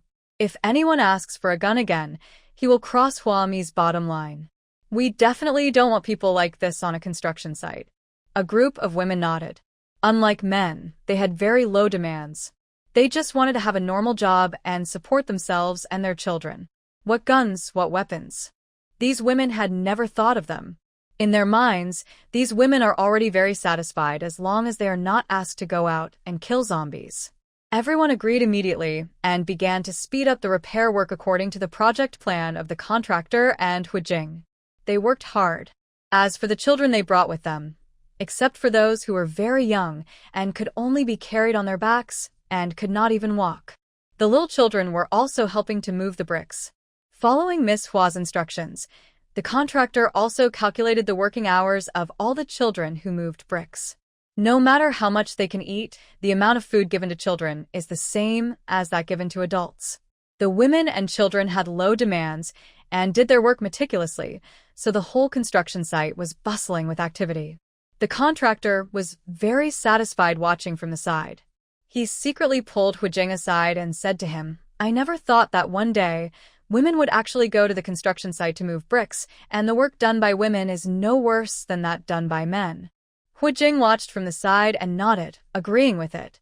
At noon, when food was distributed, the women who had been busy all morning lined up happily with their children. Case that these women are speaking in favor of the garrison at the Xiangqing base just because they have received generous supplies and rewards. In fact, there is a huge psychological gap between them. Originally, everyone thought that they were walking on the edge of danger, with one foot halfway into the coffin, and they were carrying their children with them, and if they died, they would have to take their children with them. If there is no other way, who would be willing to come here to do this job? Those who come here to build the city wall are all willing to put their heads on their belts. To be honest, they were all ready to die. As it turned out, this place was safer than they had imagined. A woman whispered, "You said it's so safe here. Why don't those people come to repair the city wall? The salary is so high now and we have a lot of supplies. There are almost no zombies coming to harm us. They have all been dealt with by the garrison." The woman next to her shrugged and said noncommittally, "They are probably scared by the zombies in the south. Besides, for those men, they may have a better way out. Unlike us, we have no other way out except to fight on the construction site." Let's not talk about others, let's just talk about herself. She was carrying a child on her back and holding another child in her hand. Although the man had a paralyzed mother-in-law at home, he left the Xiangqing base and went to East City, in the name of opening up a better future. In fact, there is no hope at all as to whether he'll come back in the end. After all, when her husband left, he didn't consider at all the consequences for the whole family, both old and young. If he leaves, who will support his family? So, if women don't come out to work, can they survive? Many people left the Xiangqing base and chose to go to the safer Yi City. Through word of mouth, City Yi is now a place that is like a paradise on earth. Although it is not as well built as the Xiangqing base, it is very safe. Unlike the Xiangqing base, which is about to be overwhelmed by the zombie tide. Therefore, in the past few days, a large number of survivors have been leaving from the east and heading for City E. Of course, for the women on the construction site, it's not that they don't want to leave, but they simply can't move. If the men didn't take them away, they would not have the physical strength and supplies to support them in the long journey to City E. Another thing is that they are dragging a child with them. If they meet someone with bad intentions along the way, not only the woman will suffer, but the child will also suffer. If you stay in Xiangqing, at least it is strictly forbidden to bully the elderly, the weak, women, and children. Women feel very safe in Xiangqing. They don't want to leave this place, and there is no pillar of support in the family, so they have no choice. It is precisely because they have no other choice that they are able to find such an easy, safe, and rewarding job. How lucky, hallelujah. Thank God. Thank the men who left, so that women can discover the new world. Soon it was afternoon, and several women came to the construction site in groups looking for work. Some brought their children, some did not. After the first group of women completed the construction work with guaranteed quality and quantity, the contractor was very happy to agree to the job when another woman came to move bricks. They are very meticulous in their work, and after finishing the work, they will consciously clean up all the garbage on the construction site and put it in the roadside trash can nearby. In fact, Huijing has emphasized the rule of picking up garbage carefully to the workers on the construction site countless times. But there are still few people who will take away the garbage from the construction site and put it properly into the trash can. It always has to be at the end that the sweeping robot comes and sweeps away all the garbage on the floor. The women were also very quiet while they ate. They cherished such working opportunities very much, and as soon as they finish their meals, they don't need Huijing or the contractor to urge them to go to work. They will consciously take their positions and continue to build the city wall. The progress of this kind of work is not necessarily much worse than that of men doing their work, right? And there are not as many things as men. A day later, both the contractor and Huijing were very satisfied with these women. When it was time to settle the materials, the contractor and Huijing packed the materials in plastic bags and distributed them to each woman. Every woman had an expression of relief on her face. In fact, doing housework and taking care of the whole family is not much easier than carrying bricks on the construction site. In fact, the intensity of labor today is even lower than the intensity of labor they take care of the whole family. A woman holding a large bag of supplies in her arms said to her female companion with great relief, "When I'm at home, I'm always busy and never have a moment to rest. At the end of the day, I don't even have time to drink water, and I don't even get paid. My husband always complains that I don't do any work at home, and I have to rely on him for support. I didn't expect moving bricks on a construction site would be so easy." We really have to thank the men who left for giving us this job opportunity. Another woman smiled with wrinkles all over her face. Isn't this more than what you can earn standing on the street?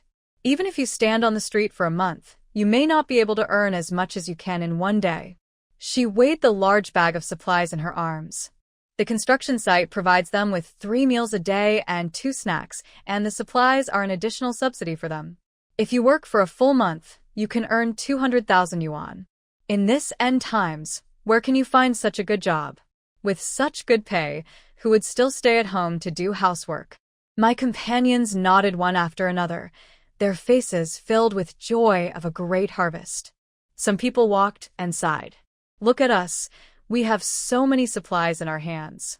If we left them outside, I'm afraid they would have been snatched away long ago. But we are walking in the Xiangqing base and nothing is wrong. Who dares to steal the supplies in our hands? This is another reason why everyone loves Xiangqing so much, that city, no matter how good it is said by men. At least in the women's minds, no place else can make them feel more comfortable and secure than in the Xiangqing base. In the next few days, more and more women were attracted to build the city wall by the abundant supplies and high salaries. There is strength in numbers, and based on balanced design and scientific arrangements, the work assigned to each person is actually not much and not tiring. The contractor started working in 3 shifts. Within the silk screen on the east side of Xiangqing, the city wall quickly rose high. At this moment, the zombies to the south of Xiangqing base formed a wave and began to attack the city walls of Xiangqing. The number of zombies in the east began to increase. But this still has no effect on the women in the east. They built a wall inside the power grid and stationed troops near it to kill zombies. There are so many zombies south of the Xiangqing base that one's scalp would tingle at the mere sight of them. And those zombies in remote areas are still coming in large numbers.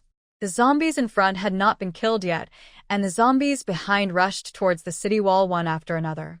There is no point in sending the survivors out to kill zombies, because there is no place to stay outside the city gate. So Chao Feng asked all the survivors to stand on the city wall. They were on the city wall, dealing with the zombies that were piled up in layers. The city wall was designed by Huami.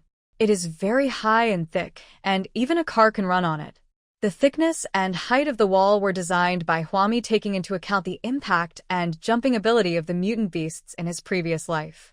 So she deliberately designed the city wall to be so high to withstand the strongest impact and highest jumping force of the mutant beasts. These zombies stepped on each other and climbed the city wall very quickly. If it was an ordinary cement wall, it would have collapsed under their pushing long ago. But the cement provided by Huami is very strong. No matter how many zombies are piled up or how many zombies attack the wall of Xiangqing base will not be breached. When Chao Feng realized the strength of the city wall, he let the survivors and garrisons go free and fight the zombies on top of the wall. The city wall is so strong that even if a bullet accidentally hits it, it won't leave any mark. In this kind of high-intensity battle, people can easily get tired. But Huami said that meals will be provided for all those who participate in fighting the zombies. In addition, each person will be provided with a bottle of energy water drops for free every day. Huami not only has a strong supply of food, but also a strong supply of medical supplies. In just a few days, medicine and food were transported to the city wall like flowing water. After everyone has defeated the zombies, they can turn around and find food, water, and medical supplies piled on the ground in the open space on the city wall. Huami even thoughtfully placed a lot of sleeping bags on the city wall. If you are really tired of fighting zombies and don't want to drink energy drops, you can get into your sleeping bag and rest for a while. It doesn't get more convenient than this. To the south of Xiangqing base, a fierce and stalemate battle with the zombie horde was in full swing. Gong Yi used his mental power to search for a long time over and over again in the suburbs east of Xiangqing base. He came to a conclusion that either the mutant beasts had been completely wiped out by him and his elite garrison troops. Either these mutant beasts were lured to City E. After all, the ones he brought out were the elite garrison troops, and this time they used all their martial arts and really, not a single one could be found. Vasily's mutant beasts and the cart full of pregnant mutant female beasts had all been wiped out by Gong Yi and the elite garrison troops. There is not much point in continuing to search. So, when the search reached the border of City E, Gong Yi decisively gave the order for all the elite garrison troops to return home. Concentrate on dealing with the zombie siege. And at this moment, Hu Yanxiang finally led the team to City E. Looking at the dilapidated barbed wire fence in E City from afar, Hu Yanxiang and the man beside him felt a chill in their hearts. A survivor looked at Hu Yanxiang and asked, "Is this the protective net of City E? What can a barbed wire net do?" An awkward smile appeared on Hu Yanxiang's face. He had never been to East City before, and he didn't know that East City could be so simple. In Xiangqing, a high city wall has already been erected. Even in the parts without the wall, the electric grid is particularly thick. It is not a high-voltage power grid that can be easily broken by human power. Zombies will be electrocuted as soon as they pounce on it. In City E, there is only a simple barbed wire fence, and when the wind blows, the wire fence makes a clanging sound. To be honest, with such simple defenses, it would be very easy for any team of survivors to break into City E, let alone face a tide of zombies or mutant beasts. Hu Yanxiang began to make amends for himself. Perhaps if we go in and take a look inside, we may find some other surprises. Since we are here now, let's just stay here peacefully. The survivors around him also began to comfort themselves. Yeah, since we're here now, we've walked 1,000 miles from Xiangqing to East City. It's impossible for us to run 1,000 miles back again, right? It took them several days to get here. And when they left, Huami, the pregnant woman, told them that once they left, they should never go back. Even if they risked their lives now, they would not be able to return to Xiangqing. To boost morale and also to comfort themselves, someone angrily said, "I've long been fed up with the style of work in Xiangqing. They don't allow us to do this or that. They don't even consider the time. At such a dangerous moment, they don't even give us guns. Yeah, their Xiangqing base deserves to be surrounded by zombies. I think this East City is very good. Although the defense is not very good, there are no zombies here. All the zombies have fled to Xiangqing. I think of the mountains and seas of zombies in the south of Xiangqing." The survivors, who had originally disdained the tattered protective net in City E, immediately strengthened their inner thoughts. Although City E is a little shabby, there are no zombies here. Everyone felt relieved and followed Hu Yanxiang directly into the so-called city gate. In fact, it is just a small wire door. When the door was opened, the entire barbed wire fence was swaying precariously. Hey, this barbed wire fence didn't even have electricity. Some of the survivors were very happy and whispered, "That's great. City E doesn't have any so-called danger zones, quarantine zones, or observation zones. It's really convenient for us." You should know that in Xiangqing base, anyone who comes back from outside and wants to enter Xiangqing base must spend at least 72 hours to actually enter the Xiangqing base. You have to stay in the quarantine area for 48 hours and the observation area for 24 hours. If something urgent happens, you will be dying. The key point is that the garrison and police at the Xiangqing base just don't buy it, no matter what they say, whether someone has died in the family or it's any extremely urgent matter. They hoped that the Xiangqing garrison would be flexible, but they never received the slightest bit of flexibility. Those garrisons in Xiangqing were all like machines, following rules and regulations. There were only rules and order, but no emotion or reason. Compared with the complicated procedures of the Xiangqing base, this one in East City is much better. Compare with Xiangqing. The laborers really didn't want to make a comparison, but they couldn't help themselves and compared Xiangqing and East City in their minds. There are almost no buildings in City E. All of them are makeshift tents. Not only that, the tents were set up in complete disorder. There were no so-called roads, and the ground was littered with garbage. How dirty is it? The entire city planning was not well planned from the beginning. Because there are no toilets planned, people can only urinate and defecate anywhere. Not only do they urinate and defecate everywhere, but there is no one dedicated to clean up the place. This is something that would never happen in the Xiangqing base. Xiangqing has a group of special sanitation workers and a base clearance team, in addition to a clearance team that specializes in maintaining the cleanliness of the base. There are also sweeping robots placed in the streets and alleys by unknown people. Even the slightest debris, can be cleaned up thoroughly. Not to mention that some people would urinate or defecate anywhere. Anyone who dares to urinate or defecate anywhere will be caught by the police and fined. It's a lot of punishment. There are enough toilets in the Xiangqing base. There are 4 or 5 public toilets on every street, so congestion is absolutely impossible. Hu Yanxiang couldn't help feeling disgusted. He smelled the stinky smell of East City and kept, almost uncontrollably, thinking about the benefits of the Xiangqing base. The survivors he brought with him were also grumbling.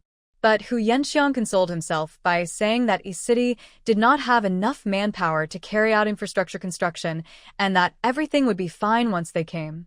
With so many survivors coming with him, the city will develop quickly and become like Xiangqing. Because of the arrival of this group of exceptionally strong laborers who had been raised in Xiangqing, Chu Xing, with a gloomy face, condescended to come forward and receive Hu Yanxiang and others. He brought his sister back to East City from the south of Xiangqing in a small group. So his speed was much faster than Hu Yanxiang. Looking at the large group of men behind Hu Yanxiang, Chu Xing, who had lost an ear, nodded with satisfaction. He extended his hand to Hu Yanxiang, shook his hand, and said meaningfully, "Welcome to East City. I believe that with your joining, East City will become better and better. East City is currently lacking in labor." Chu Xing wanted to compare it with Xiangqing, so he took out a blueprint and said to Hu Yanxiang and the others, "This is the new construction plan of the East City wall that I drew. Let's build a base there as well." Hu Yanxiang's heart skipped a beat. He only glanced at Chu Shiheng's drawings, then smiled, followed behind Chu Xing, avoided everyone and said, "Mr. Chu, this blueprint is well drawn, but we can build the base at any time. There is no need to rush at this moment. We are so hungry that we are weak all over. We need to rest for a few days. Otherwise, we won't have the strength to build the city wall or do other construction work. Since we are going to build a base, don't we have to first discuss the material benefits for the workers? When we were in Xiangqing, the contractors would negotiate all the benefits for the workers before they started working. Now Chu Xing didn't even start talking about the salary. He just took out the blueprints and asked Hu Yanxiang to organize the workers to carry out the construction. However, they had traveled a long way to reach City E and were already starving and short of breath. They had to at least be given a place to stay so that they could have a good rest for a few days. Then, after you have had a good meal and are in a good mood, you can start building these bases. Chu Xing rolled up the drawing in his hand, his face twisted and serious. He said to Hu Yanxiang coldly, "Then should I get you a luxurious tent, some beauties to keep you company, and provide you with countless supplies? Since you have come to East City, you must do your part for our East City. I said we must build the city wall right now, so you must do it quickly." Nothing to say. To be honest, Chu Shiheng's attitude was very tough. He was humiliated in Xiangqing and lost an ear. He had always been holding a deep hatred in his heart. After returning to East City, he turned this hatred into motivation and was determined to build East City into a base that was larger than Xiang City. So Chu Xing is very anxious now. Therefore, having finally gathered such a large group of strong and healthy laborers, Chu Xing now only wants to start construction as soon as possible. Hu Yanxiang wiped his face. He felt that he was increasingly unable to convince himself that East City was better than Xiang City. But he still hasn't given up hope on East City. Xiangqing had really gone too far, and he was extremely disappointed with Xiangqing. So, Hu Yanxiang said to Chu Xing in a gentle voice, "It's not impossible to start construction right away. Can you give us something to eat?" On the way to City E, each of them brought a large amount of supplies. But because they came on foot and the men ate a lot, the supplies were eaten up by them in a short time. There are still some left, but they probably won't last long in City E. Therefore, Hu Yanxiang and others urgently needed to replenish their supplies. Chu Xing thought about it and realized that this was the truth. You can't let people work on an empty stomach as soon as they arrive. He immediately called Chu Yimin and asked her to take Hu Yanxiang to get the supplies. Chu Yimin seemed very reluctant. She glanced with contempt at Hu Yanxiang and the large group of laborers outside the Chu family's tent. Don't think she can't see it. These people are so big, they must have eaten a lot in Xiangqing. Now they're going to East City to eat again, but Chu Yimin won't indulge these people. Come with me. Kujimo avid. Hu Yenxiang followed behind Chu Yimin, and several people from the Chu family brought out a basket of instant noodles. Hu Yenxiang's eyes widened, and he pointed at the basket of instant noodles and asked Chu Yimin, "Is this just my supplies?" He couldn't eat so much instant noodles by himself. If he was at the Xiangqing base, the Xiangqing base would also distribute instant noodles to the workers. A whole basket of instant noodles, and there is only this one flavor. It's too exaggerated. Chu Yimin looked at Hu Yenxiang sarcastically. What are you thinking about? What are you dreaming about? These are supplies for all of you. Eat them quickly so you can get back to work. Hu Yenxiang hadn't reacted yet and kept saying, "This is too much. I definitely can't finish it. Do you have any other flavors?" "They're all turkey flavored, and I don't like turkey." Chu Yimin, the proud little princess, looked at Hu Yenxiang as if he were a fool. Although the Chu family had a lot of supplies, Chu Yimin felt that there was no need to be so nice to workers like Hu Yenxiang. These workers came to East City because they could no longer stay in Xiang City. It was not that East City begged them to come.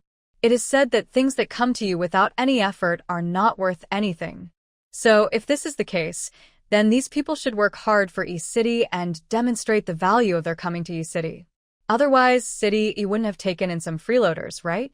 To be honest, Chu Yimin felt that giving these workers such a big basket of instant noodles was too much. I'll say it again, these instant noodles are the food rations for all of you workers. How can they be for you alone? Can you eat so much by yourself?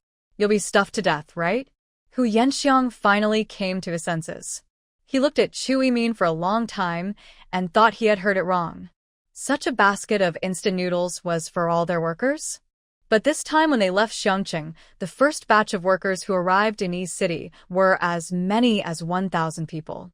How come there was only this basket of instant noodles for these 1,000 people? Hu Yenxiang saw the look on Chu Yimin's face and knew that he was not joking. He hurriedly explained, "No, these things are not enough for us to eat, and the variety is too monotonous. There are only instant noodles. Is there no milk, fruit, or anything else? You know, in Xiangqing, everyone gets a large basket of supplies after work every day. As long as we work hard, we can get paid every month." Hu Yenxiang tried his best to emphasize his own worth. Strong men like them can not only build city walls, but also go out to kill zombies when necessary. This is what they did in Xiangqing before, because they have no worries about supplies at all. When there are too many supplies at home and there is no place to put them, they will go out and kill zombies for a while. Chu Yimin interrupted Hu Yenxiang impatiently. "Xiangqing is Xiangqing, and Aching is Aching. If Xiangqing is so good, why do you want to leave Xiangqing? Besides, Ari City is much safer than Xiang City. I heard that there are so many zombies in the south of Xiang City that they have crowded to the east. Think about it yourself. The zombie tide will soon break through Xiangqing. You have saved your lives now. That's because you have judged the situation and proved that you are all smart people. And you are very lucky. Ari City accepted you and gave you a home and a job. Other cities were unwilling to pay attention to you when they saw so many of you. So don't be picky, just eat well, and then get back to work." Chu Yimin said the last sentence and left. She didn't consider at all how Hu Yenxiang would react after hearing this. Hu Yenxiang was so angry that his face turned blue. He turned around, holding the basket of instant noodles, and walked back to his companions. He could only lean against a dirty pillar nearby and said to Hu Yenxiang with a teasing look on his face, "I asked you to get some supplies to fill our stomachs. Why did you only bring back enough supplies for yourself?" Some men were very dissatisfied with Hu Yenxiang's efficiency and asked anxiously, "We have been traveling for such a long time. When will we be given tents so that we can have a good rest? There's not even a place to sit here, and we're all exhausted." Hu Yenxiang put the basket of instant noodles on the ground, looking unhappy. "This is your food. There are more than 1,000 people. Divide the food among them, and then go to work repairing the city wall. I have already got the blueprints back. There is no place to rest. Let's clear a spot next to the wire fence and lie down tonight." After he finished speaking, everyone was silent for a moment, and then someone started to make a fuss. "Why?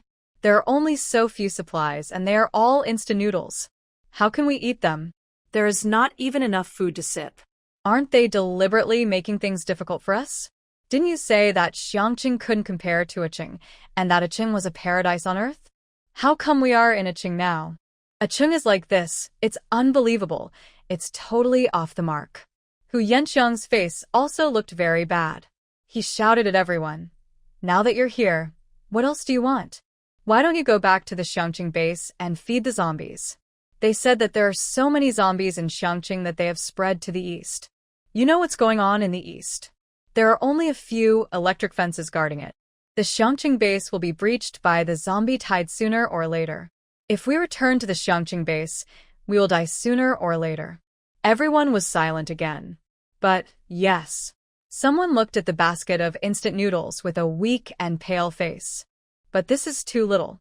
How can we share this little bit of food among so many people? Hu Yanxiang waved his hands, determined not to care about it anymore. He turned around and said to everyone, you can divide it however you want. Anyway, I've left the things here for you. Speaking of Hu Yanxiang, he is a person with no sense of responsibility. The reason why he instigated so many people to come to city, it was mainly because he wanted to put himself in a good light in front of Chu Xiang. Of course, if he could gain everyone's respect and become the leader of a team, he would be happy to take on this role. But all this is based on the premise that everything goes smoothly. Once he encounters any difficulties, he is a person who gives up easily. Just like what happened in City D, in addition to Anai Shuewen taking the lead, Hu Yanxiang was also one of the most aggressive ones. It can be said that Hu Yanxiang played a great role in instigating the explosion of the ice layer in City D. Almost half of the survivors were instigated by Hu Yanxiang. However, his personality determined that he did not have the talent for leadership. After arriving in City E, everything he saw discouraged his ambitions. Then he can just settle for the second best and change his target. Now, his goal of making friends with Chu Xiang has been achieved, and he wants to change his target. What does the joys and sorrows of these survivors have to do with him? Seeing Hu Yanxiang turn around and leave, the survivors were very uncomfortable. The atmosphere became awkward, and everyone began to miss Xiangqing at the same time. The workers at the Xiangqing base were working on the construction site. Whenever any of them were sick or in pain, the contractor and Hu Jing would take care of them. If you don't go to work for a few days, the contractor will come to your home with some things to ask if your family is okay, or if they're having any difficulties. If they have any difficulties, just ask them, and they will definitely help them if they can. Although everyone understands that this is a kind of corporate culture concern, everyone once thought that the contractor's behavior was fake. When he was concerned about the workers, wasn't it because he wanted the workers to maximize their value and repair the city wall as soon as possible? In the past, not many people liked contractors, but now thinking back, the contractor's false concern is much better than Hu Yanxiang, who is a hands-off boss. At least if they have any difficulties, they can tell the contractor, and the contractor will really do it for them. Wait a minute, make yourself clear before you leave. The East City we heard from you is a very beautiful place. Now that you have brought us here, do you want to ignore us? Hu Yanxiang looked impatient. He looked at the worker, who stopped him with disdain. What? I brought you to East City. Do I want you to like this place? Am I your parent? Do I care about your birth, aging, illness, and death? You have legs on your body, can I chase you away with a stick? You come when you want to, and when you want to leave, did I say a word? How many people disappeared along the way? Didn't they all go back to Xiangqing?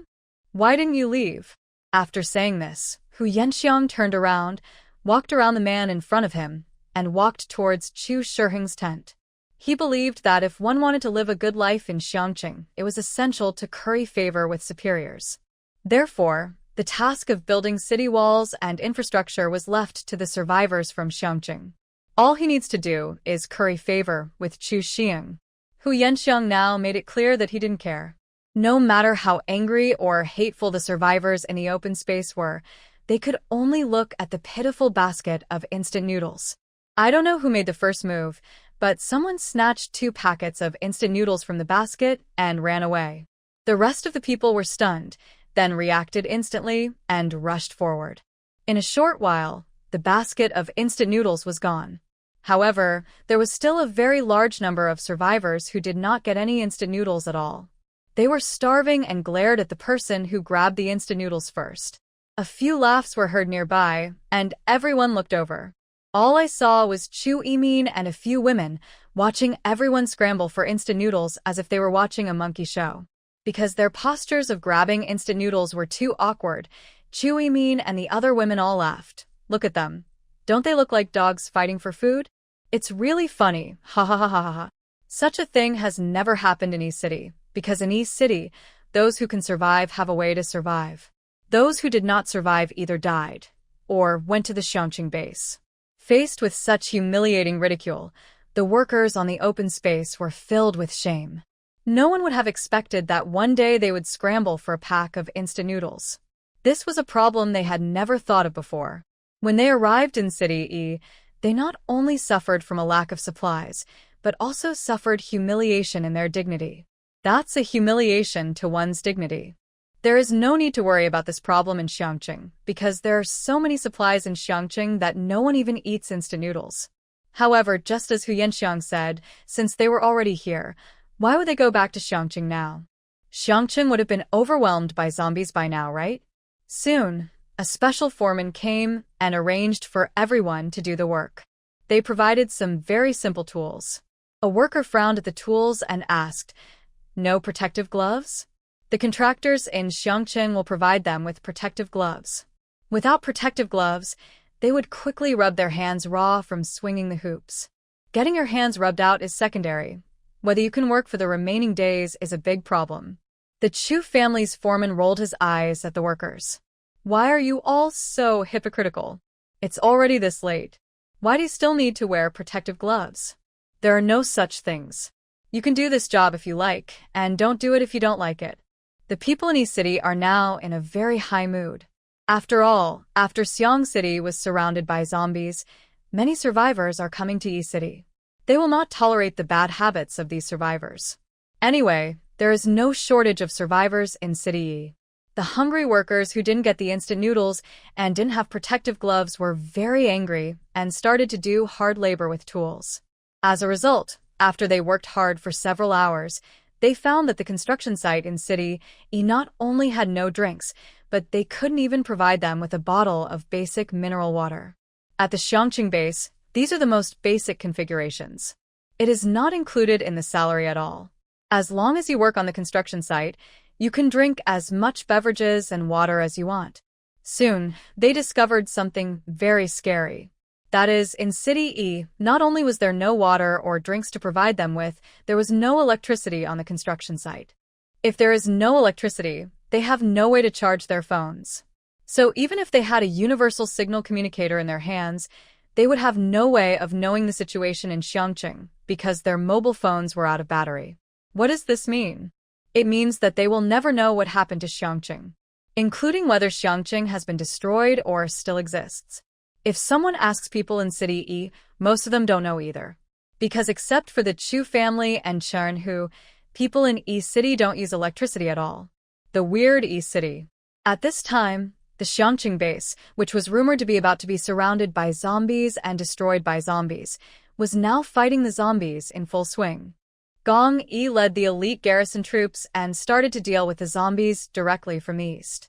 On the east side of the base, where there were originally a few zombies scattered around, now there is not a single zombie to be seen. Even if the women stood on the top of the city wall, straightened their necks and stood on tiptoe, looking hard towards the other side of the electric fence, they still could not see any sign of zombies. Taking advantage of this opportunity, Huami ordered the contractor to recruit more staff and add a few more barbed wire fences on the east side. For the Xiangqing base, they are not short of energy now. Jelly water can be used as energy. But after the snow melted, the jelly water did not melt, but solidified into something similar to lime. Ordinary people cannot use jelly lime directly. If these jelly limes are left there without being used, the Xiangqing base currently cannot find more energy to generate electricity. There is no way to get my car running. So, Huami directly mixed energy drops with jelly lime. It was all energy to her anyway. The jelly lime mixed with energy drops can not only be used to replace gasoline and diesel, but is also more durable than before. Originally, the same box of jelly water could run 600 kilometers, but now it can run 1,200 kilometers if it is mixed with energy water and jelly lime. If it is used to generate electricity, it is also more durable than ordinary energy. In this case, shouldn't Huami add a few more layers of electrical grids? There is no shortage of energy, anyway. The jelly lime in Xiangqing has been mined out, so she can still go to the original City A and the original City B to dig, or go to City D to dig.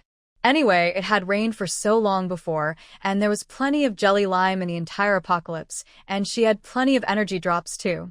The zombies surrounded Xiangqing layer by layer. All the survivors in the apocalypse knew that the Xiangqing base was surrounded by zombies, and more zombies were rushing towards the Xiangqing base. Because zombies have the special ability to call their friends, zombies far away can lead zombies farther away. So even if some people wanted to go to the Xiangqing base in the past, they don't dare to go there now. The entire direction of the Xiangqing base has become a restricted area for survivors of the apocalypse.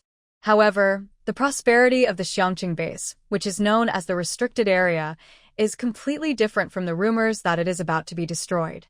At the current Xiangqing base, not only does it require manpower to repair the city walls, it also requires manpower to pull the power grid and dig jelly lime.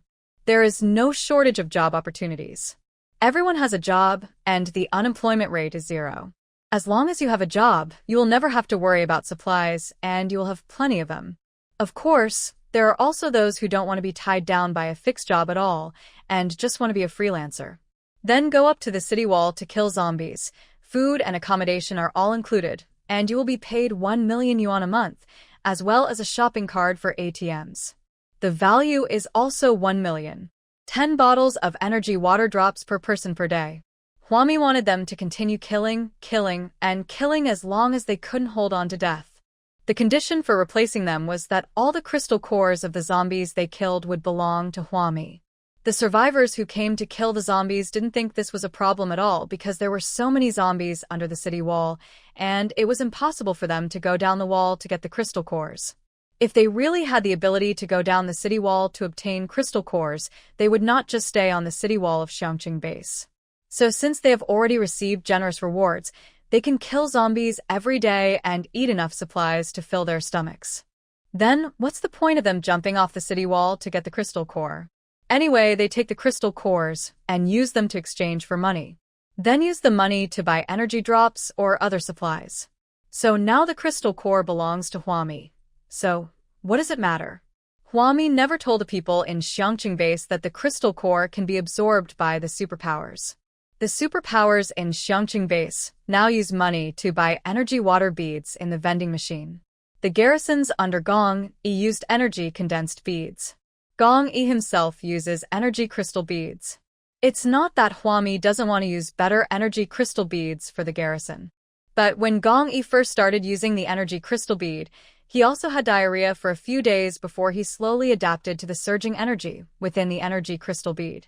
If we rashly use the energy crystal beads on all the garrisons, they will all suffer from diarrhea and Xiangqing's defense force may be destroyed.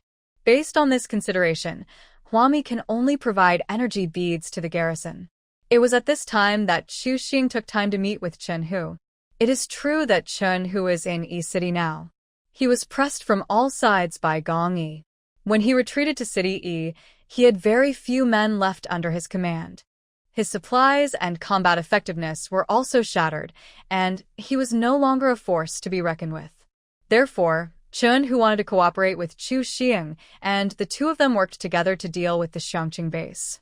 The Chu family and Chen Hu had always had a good relationship, and their businesses had varying degrees of cooperation. Therefore, Chen Hu is very familiar with Chu Xing. After seeing Chu Xing, Chen Hu's first words were full of exhaustion. The supply of materials to Xiangqing base has been completely cut off. They are not short of money. Before the end of the world, the entire human race created endless wealth. If they wanted money, they could get it through many channels. So before this, Chen Hu and Chu Xing also cooperated to purchase supplies from Xiangqing to enrich the material warehouse in Yi City. However, ever since Xiangqing was attacked by zombies, Huami announced to the outside world that from now on, anyone who wants to purchase supplies from the Xiangqing base will need to use crystal cores to buy shopping cards. Then you can use the shopping card to make purchases at the Xiangqing base, and of course there will be money in the shopping card. She is not short of money or supplies. The reason for the purchase limit is that she is quite impatient that others are taking her supplies and using them against her. Currently, only cards issued by Huami can be used to pay at the vending machines in Xiangqing base. No one will be able to simply find a sum of money and steal a large amount of supplies from the vending machines in Xiangqing. Ikegawa and his colleagues are now focusing their work on stocking the vending machines with goods. They also no longer accept large quantities of material transport. In terms of material transportation, Qichuan and others will never leave the Xiangqing base again, unless supplies are delivered to Guese in City D. After all, Huami said that everyone should be prepared to be surrounded by zombies for a long time, which could be as short as a few years, or as long as more than 10 years. It is hard to say for sure. Therefore, the entire Xiangqing base was planned by Huami to be very large, covering the original 3 cities of City A, City B, and Xiangqing. All the survivors are active in the Xiangqing base. The area is large enough for the survivors to create space. There will no longer be any survivors leaving the Xiangqing base with supplies to go to other cities to do business, because those who should go to other cities have already taken refuge there. Once they leave, they will never come back, and they can never come back. All the teleportation points set up by Huami, except for City D, were included in the Xiangqing base. Chun, who sat in his luxurious big tent, looking at his old mother, who was already terminally ill. After several months of fleeing, Chun, who had lost a lot of weight from his original fat head and big ears. He frowned and looked at Chu Xing, who was missing an ear. When will the Xiangqing base be destroyed? How long do we have to wait? He could wait, but his old mother, who was already on her deathbed, could not. Chun, who asked again, "Is there any other way to get the energy drops from the Xiangqing base? Can you get some?" Chu Xing shook his head. "The last time we went to Xiangqing base, we wanted to discuss cooperation in materials, but..." He didn't finish his words, because when he thought of this matter, Chu Xing, who could have deleted the unnecessary things, became extremely angry. The discussion about purchasing supplies from the Xiangqing base at a low price had not even started before they were wiped out by Huami and Xiangqing. And Chu Xing also had one of his ears cut off by that witch. In this situation, there is no time to escape, so how can we discuss cooperation with the Xiangqing base? Chun, whose face looked increasingly uglier. He raised his hand and rubbed his face, frowning and asking, "Is it true that there is not even a single drop of energy drops to be found? Are there any on those men who came from Xiangqing? His mother's illness has lasted for a long time and will be cured before the end of the world." The doctor also tactfully reminded him to prepare for his mother's funeral. The reason why he was able to drag his mother and flee to multiple places in such an environment was entirely because of the energy drops that extended his mother's life. But now the Xiangqing base is surrounded by zombies, and the energy drops are gone. What's even more annoying is that the Xiangqing base doesn't issue any shopping cards. If you don't use the shopping cards, you can't buy things with money. The value system was transformed silently by Huami. It's hard to tell when Xiangqing will be destroyed for the time being, so how are other cities supposed to survive? Chu Xing glanced at the old lady lying on the bed, breathing in but not out. It's not that he felt sorry for the old lady, but he didn't want to destroy his cooperative relationship with Chen Hu. The Xiangqing base will be destroyed sooner or later. If we can't wait, we can think of other ways. Searching for some energy drops from the men from Xiangqing is just one of the ways. Or, while the zombies have not yet completely surrounded the Xiangqing base, they can quickly enter the Xiangqing base and buy some energy drops. Chun, who thought seriously about the feasibility of Chu Shiheng's words. Finally, he gritted his teeth, his eyes filled with hatred. Then let's just go all out and accelerate the demise of Xiangqing. Chu Xing is right. After the Xiangqing base is destroyed, the supplies will belong to them. Chun, who thought this possibility was very tempting. At present, they don't know where the energy drops come from, but this kind of thing can only be bought at the Xiangqing base. I think it should be something produced by a laboratory in the Xiangqing base. Chun Hu said to Chu Xing, send someone to fly directly into Xiangqing to buy energy drops. This is possible, but the speed is too slow and the time it takes to come out is too long. Moreover, in this way, they still find ways to spend money and buy energy drops from others. What could be better than having the energy drop in your own hands? As long as the energy drop can be in your own hands, then Chun Hu and Chu Xing will have everything they want. At that time, Chun Hu can extend his mother's life as long as he wants, and even he can achieve the goal of longevity. Chu Xing thought for a moment and asked Boss, what are you going to do? Boss is Chun Hu's nickname. He may not really be Chu Shiheng's boss, but everyone calls him that. Chun Hu said viciously, the reason why I became like this, like a stray dog, is entirely due to Gong Yi from Xiangqing. And that woman of Gong Yi killed my brother. I will always remember this grudge. First, send someone to search those men from Xiangqing to see if they have any energy drops on them. I will send another team to Xiangqing to lure some zombies. With this two-pronged approach, the Xiangqing base will be destroyed faster. After a pause, Chun Hu continued, after the Xiangqing base is destroyed, we will find a way to enter the Xiangqing base and get the formula for the energy drops. Until now, Chun Hu and Chu Xing both believed that the reason why energy drops could be produced was because of the energy formula. Chu Xing nodded in agreement without hesitation, and the two of them went their separate ways. Chun Hu sent almost his last bit of strength to several cities in the north to blast out the zombies that were still frozen in the unmelted ice and lead them to the Xiangqing base. The intention is to accelerate the demise of the Xiangqing base. Chu Xing called Hu Yanxiang over. He wanted Hu Yanxiang to gather all the survivors from Xiangqing who had come to City Yi. As long as anyone can contribute all the energy drops in his hand, Chu Xing will give this person a large amount of supplies. That's what they say, but no one knows whether they will actually do so or really provide the supplies. Hu Yanxiang turned around and told the more than 1,000 workers working on the construction site what Chu Xing had said. After a few days, many workers came to City Yi one after another. After hearing what Hu Yanxiang said, they looked at each other in confusion. There was a man named Liao Wang, with a look of sarcasm on his face. If we really had something like energy drops, wouldn't we be able to eat them ourselves? People are almost starving to death in Yi City. This kind of thing is no longer available.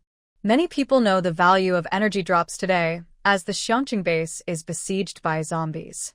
The number of energy droplets will also decrease. It is said that things are valuable because they are rare. Outside Xiangqing, this thing is worth thousands of gold per bottle. No, maybe money can't buy it. After all, at critical moments, energy drops can save lives. Hu Yanxiang looked at the person who was speaking. He was one of the first survivors who came to City Yi with him. His name was Liao Wang. In fact, Hu Yanxiang also felt that if Chu Xing asked these workers for energy drops now, the hope would not be very great. After all, the supplies Chu Xing gave were really few. The work intensity on the construction site was very high, and each person was only given a fist-sized steamed bun every day. Even if the steamed buns were distributed late on the same day, the Chu family would withhold their rations for the next day, forcing the workers to work on an empty stomach. If the workers had supplies or energy drops on them, they would have eaten what they needed to eat and drank what they needed to drink long ago, otherwise people might really die. If there are any left over from these workers, they should be kept for their last resort. However, Chu Xing had finally given Hu Yanxiang such an important task, and Hu Yanxiang did not want to mess it up. His face turned pale, and he pointed at Liao Wang, who was mocking him. Tie this man up and beat him until he spits out the energy droplet in his hand. Two bodyguards from the Chu family immediately stepped forward and captured Liao Wang. Liao Wang's face suddenly became very ugly. He looked at Hu Yanxiang. What do you mean?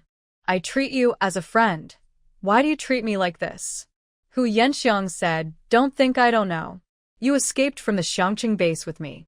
On the way, you said that you had a lot of energy droplets. I saw them all.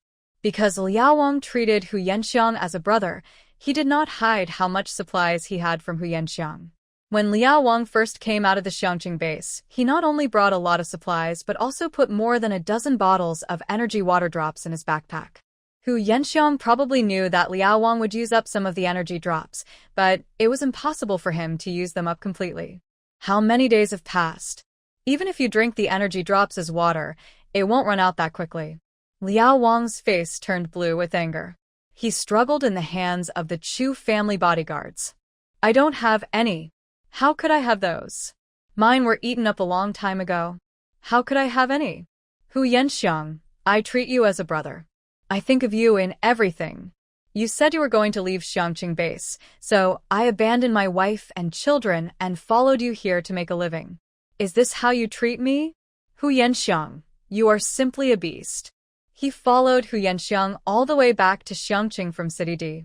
He always thought that after the two of them had gone through life and death together in City D, they had now become brothers who could back each other up.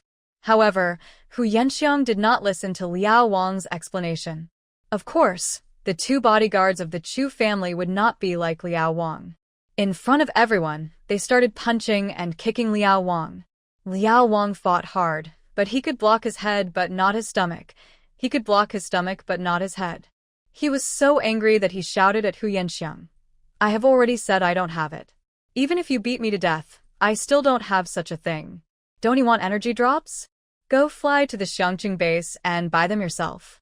Hu Yanxiang sneered and did not answer Liao Wang's words. He only ordered the two bodyguards keep fighting. A large group of workers on the construction site watched in silence as Liao Wang was beaten to a bloody pulp by the two bodyguards of the Chu family. There was a gleam of fear in their eyes. They had never expected that after arriving in City E with so much difficulty, not only were supplies scarce and the living environment harsh, but they were now also facing life-threatening danger. Liao Wang, who was lying on the open ground, had been beaten to the point of spitting blood. His eyes bulged out, and he fell to the ground, looking at Hu Yanxiang. He really treated Hu Yanxiang as a brother, but now Hu Yanxiang stabbed him in the back. And Hu Yanxiang was still saying to everyone, did you see what happened to Liao Wang? If you don't hand over the energy drops in your hands, you will become the second Liao Wang. After saying this, Hu Yanxiang searched the crowd and looked at the second acquaintance. Needless to say, this second acquaintance also had a lot of energy drops in his hands, and Hu Yanxiang knew it. How much supplies did his brothers eat on the way from Xiangqing to Acheng when they followed him? No one knows it better than Hu Yanxiang. His gaze now was like an X-ray machine, revealing everyone. Especially Hu Yanxiang, who was still speaking slowly. If you hand it over yourself, I can still spare your lives, but if I find out, you will lose your lives. Believe me, I'm not kidding. Hand over the energy drop as soon as possible. At the beginning, the brothers trusted him and told him all the supplies they had. Now he is using his brothers' trust to attack them. In the crowd, all the men who knew Hu Yanxiang and had a good relationship with him lowered their heads one by one. There was hatred in his eyes. The second person Hu Yanxiang targeted tremblingly handed over a bottle of energy drops. This is the last bottle I have left. Please let Liao Wang go. Finally, Hu Yanxiang was in a good mood after completing the first task assigned by Chu Xing. He took the energy drop and waved his hand generously, asking the two bodyguards of the Chu family to release Liao Wang, who was beaten to a bloody pulp. The three of them walked away. A group of workers on the construction site were angry but dared not speak out. Just wait until Hu Yanxiang and his two lackeys are far away. Several workers worked together to help Liao Wang up. Liao Wang couldn't even stand up straight. He leaned on his brother's shoulder and whispered, "Hurry up and find a way to leave East City. This is not a place to stay for long." After what they had seen and heard in the past few days, they had gained a certain degree of understanding of East City and knew that East City was not the rumored Garden of Eden. Not only is it not the Garden of Eden, it may also kill people. So we have to leave here quickly, otherwise we will lose our lives. Everyone was silent as they carried Liao Wang to a remote place. Someone came up quietly and fed Liao Wang a mouthful of the energy drops that they had secretly saved. They talked in low voices. We really have to leave. Let's see what they have given us to eat these past few days. If our own supplies are used up, they won't let us live. Perhaps from the very beginning, the Chu family really wanted to build this base well. But what the Chu family did will only make things worse, not make this place better. If you really want to make this place a better place, you wouldn't treat the workers who are building the city wall like this. Liao Wang nodded and was about to speak when he saw Hu Yanxiang standing behind everyone with a smile on his face. You guys are still secretly hiding energy drops.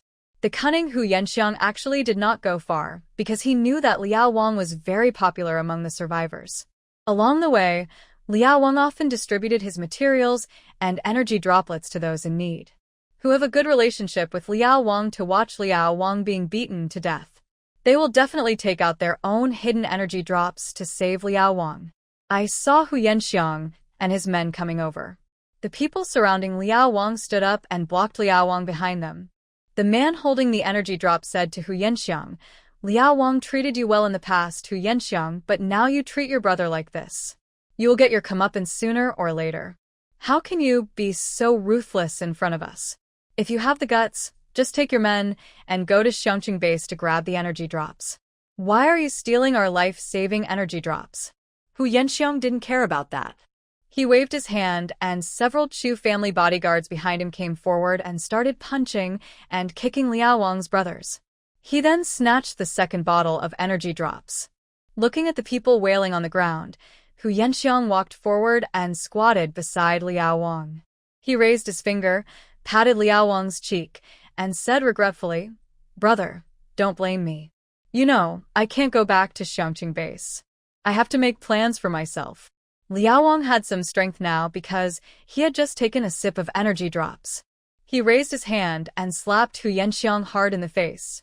Without waiting for Hu Yanxiang to react, Liao Wang rushed forward and rolled to the ground while holding Hu Yanxiang. Liao Wang used both hands to pinch Hu Yanxiang's neck. It's all your fault. If it weren't for your instigation, we would still be fine in Xiangqing and wouldn't have come here to suffer. You brought us here, but didn't give us a bright future. Not only that, you also put us into Hades. Go to Hades. While cursing, he yelled at the workers who were running over from a distance, Hurry up, hurry up. Several bodyguards of the Chu family came forward to pull Liao Wang away and then started punching and kicking him. Liao Wang was screaming desperately, asking everyone to hurry up. He didn't mean to ask just one person to hurry up, but everyone to hurry up. East City is not a place for a person to stay. The workers on the ground whose hands and feet were broken by the bodyguards struggled to get up and limped away. But the reason why Hu Yanxiang dug such a big pit for these workers is that he couldn't have just brought a few bodyguards. The worker holding the energy drop was stopped by Chu's bodyguards before he could run far. The bodyguards snatched the energy drops and beat up the workers who were trying to escape. Beat him to death. What's worse, someone took out a knife and stabbed the survivor in the stomach without caring who the opponent was. The scene became very chaotic. Soon a survivor shouted loudly, someone's dead, stop fighting, stop fighting. The survivors didn't dare to confront the Chu family head-on. After all, most of them had been well protected by Xiangqing before and had never killed even a zombie. However, not many people who had actually killed zombies followed Hu Yanxiang and escaped. After all, not everyone is willing to leave such a good place as Xiangqing base on a whim. It is precisely because they have killed zombies before that they know that zombies are actually very easy to kill, and the supplies provided by Xiangqing are indeed very abundant. After weighing the pros and cons, a truly capable person would not think of fooling around with Hu Yanxiang. Wouldn't it be better if they had the ability and resources to start their own business? Why do they have to come to City E? With limited combat power, not every survivor will unite and be able to bravely fight against the Chu family's bodyguards. The survivors were unable to defeat the Chu family's bodyguards, so they were naturally at a disadvantage. Soon, the Chu family's bodyguards left, leaving two bodies on the ground. One was the most powerful man who resisted the Chu family bodyguards, and the other was Liao Wang. Pushing Liao Wang's body away, Hu Yanxiang stood up and brushed off the dust on his body with a gloomy look on his face. He kicked Liao Wang's body in disgust, not feeling sad at all that his former brother was killed by him. Hu Yanxiang pointed at the body on the ground and ordered the Chu family's bodyguards, "Throw him away." He looked again at the injured survivors on the ground and the large group of survivors standing in the distance. Hu Yanxiang spat out a mouthful of blood and phlegm from his mouth. He said to the large group of survivors, I'm telling you this. If you leave East City, you'll die. Do you believe it? Give it a try if you dare. I won't say anything else, but I still have the ability to kill you. After saying that, he took the 2 newly acquired bottles of energy water drops and asked Chu Xiang for credit. Chu Xiang kept 1 bottle for himself and gave the other to Chen Hu. Chen Hu said to Chu Xiang with a gloomy face, during this period of time, urge the laborers in City E to quickly build up the city wall. A large number of zombies will move north. He has already started taking action. A few days later, in the Xiangqing ward, Huami, who was pregnant, received a call from Guisei in D-City. Now the only way to teleport out of Xiangqing base is towards D-City. After the Xiangqing base was surrounded, no one knew what the situation was like in D-City, which was not far away from the Xiangqing base. Huami answered Guisei's call. From her tone, Guisei seemed quite relaxed. She said to Huami, "Your Xiangqing base has attracted zombies from several nearby cities, and the zombies from City D have also been attracted there. Relatively speaking, the pressure on my side is much less. I called you specially to ask how you are doing recently. I heard that you were in the hospital. Can the Xiangqing base still hold up?" Only Guisei and a few other survivors were left in City D. Because it is located at the top of City D and is surrounded by electric fences. Once the zombies are electrocuted, they will fall into the abyss. So the safe zone where Guisei is located becomes a good place that is easy to defend and difficult to attack. In addition, the Xiangqing base is so popular that all the zombies in City D are running to the Xiangqing base. Guisei was alone in City D and felt more and more at ease. When Huami heard that Guisei was living a good life, she smiled and said, "What's the point of you being alone in D-City? Do you want to come to Xiangqing base to kill zombies?" I think after such a long time, Guisei facing a city of zombies alone, her skills should have been honed. If Guisei can come to Xiangqing base to kill zombies, Xiangqing base will have one more expert in killing zombies. Guisei also smiled, his tone relaxed. "No need, I'm fine alone in Jiqing, so I won't join in the fun." After going through so many things, Guisei formed a very strange comfort zone in his heart. She felt that leaving City D was like leaving her home. The mere thought of leaving made her feel uncomfortable. Guisei thinks D-City is great, and sometimes she is not the only one here. Some warriors will also fly to D-City to kill zombies. In his spare time, Guisei can stay in the RV to watch TV series and listen to music. She also asked Huami for the RV. Huami said that as long as she was in City D, she would satisfy all of Guisei's material needs. Guisei had everything she wanted in D-City, so why did she want to leave D-City and fight outside? Guisei was sitting on the roof of the RV, chatting with Huami on the other end of the phone. Suddenly, he looked towards the north of the safe zone and saw a large black tide surging. Guisei was stunned for a moment and even forgot to talk to Huami on the phone, until Huami said hello a few times on the phone. Was finally reacted. She looked at the tide that was pouring into D-City. Her voice was a little trembling as she said to Huami, "A large group of zombies, like a tide, are pouring into D-City. Huami, what's going on?" Originally, the zombie pressure in City D was already very small, but now the streets and alleys are crowded with zombies again. Huami in the ward frowned slightly. She asked Guisei in disbelief, "What do you mean? Say it again." So Guisei told Huami again about the large number of zombies that appeared in the north of D-City. Because the direction of D-City is just north of Xiangqing. Huami was stunned for a moment. She took out the city wall defense map she had drawn and looked at the empty northern city wall. She felt a rare moment of panic in her heart. There is nothing else.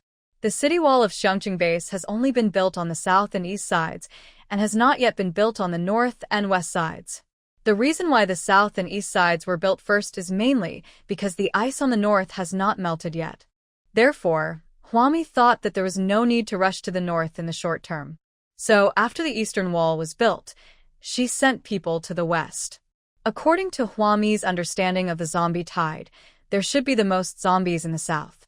When there are too many zombies in the south to be contained, they will spread to the east and west, while absorbing the scattered zombies in the east and west and gathering together outside the Xiangqing base. There is absolutely no way that the zombies from the north will come first, because the zombies in the north did not call their friends over. Even if the zombies in the north called their friends, they would not come in so many at once. According to Guase's description, the zombies in City D have now formed a zombie tide. The entire city of D was submerged in the zombie tide. How could such a large-scale zombie tide form in such a short time? Did someone do something in the north? And it seems that this large-scale zombie tide is heading towards the Xiangqing base. So, what happened to the ice layer in the northern city? Huami didn't have time to investigate the cause in detail. She just hung up Guase's phone in a hurry and called Gong Yi. The phone rang just outside Huami's ward door. Huami stood by the window, holding her belly, and looked back. He saw his ward door was opened and Gong Yi, wearing garrison combat uniform, clean and standing outside the ward door. It seemed that he had come here specially to see his wife and children, so he took a quick shower, and there was still a trace of barely visible fatigue in the corners of his eyes. Without waiting for Gong Yi to speak, Huami in the ward hurriedly said, "Did you hear everything? City D has been flooded by a wave of zombies. Judging from the trend of this wave of zombies, they are heading towards our Xiangqing base." Gong Yi walked into the ward, put his hands on Huami's shoulders, and squeezed them gently. Then he placed his hands on Huami's bulging belly. Because her belly was so big, Huami wore a loose maternity dress that did not tighten her waist, and a thin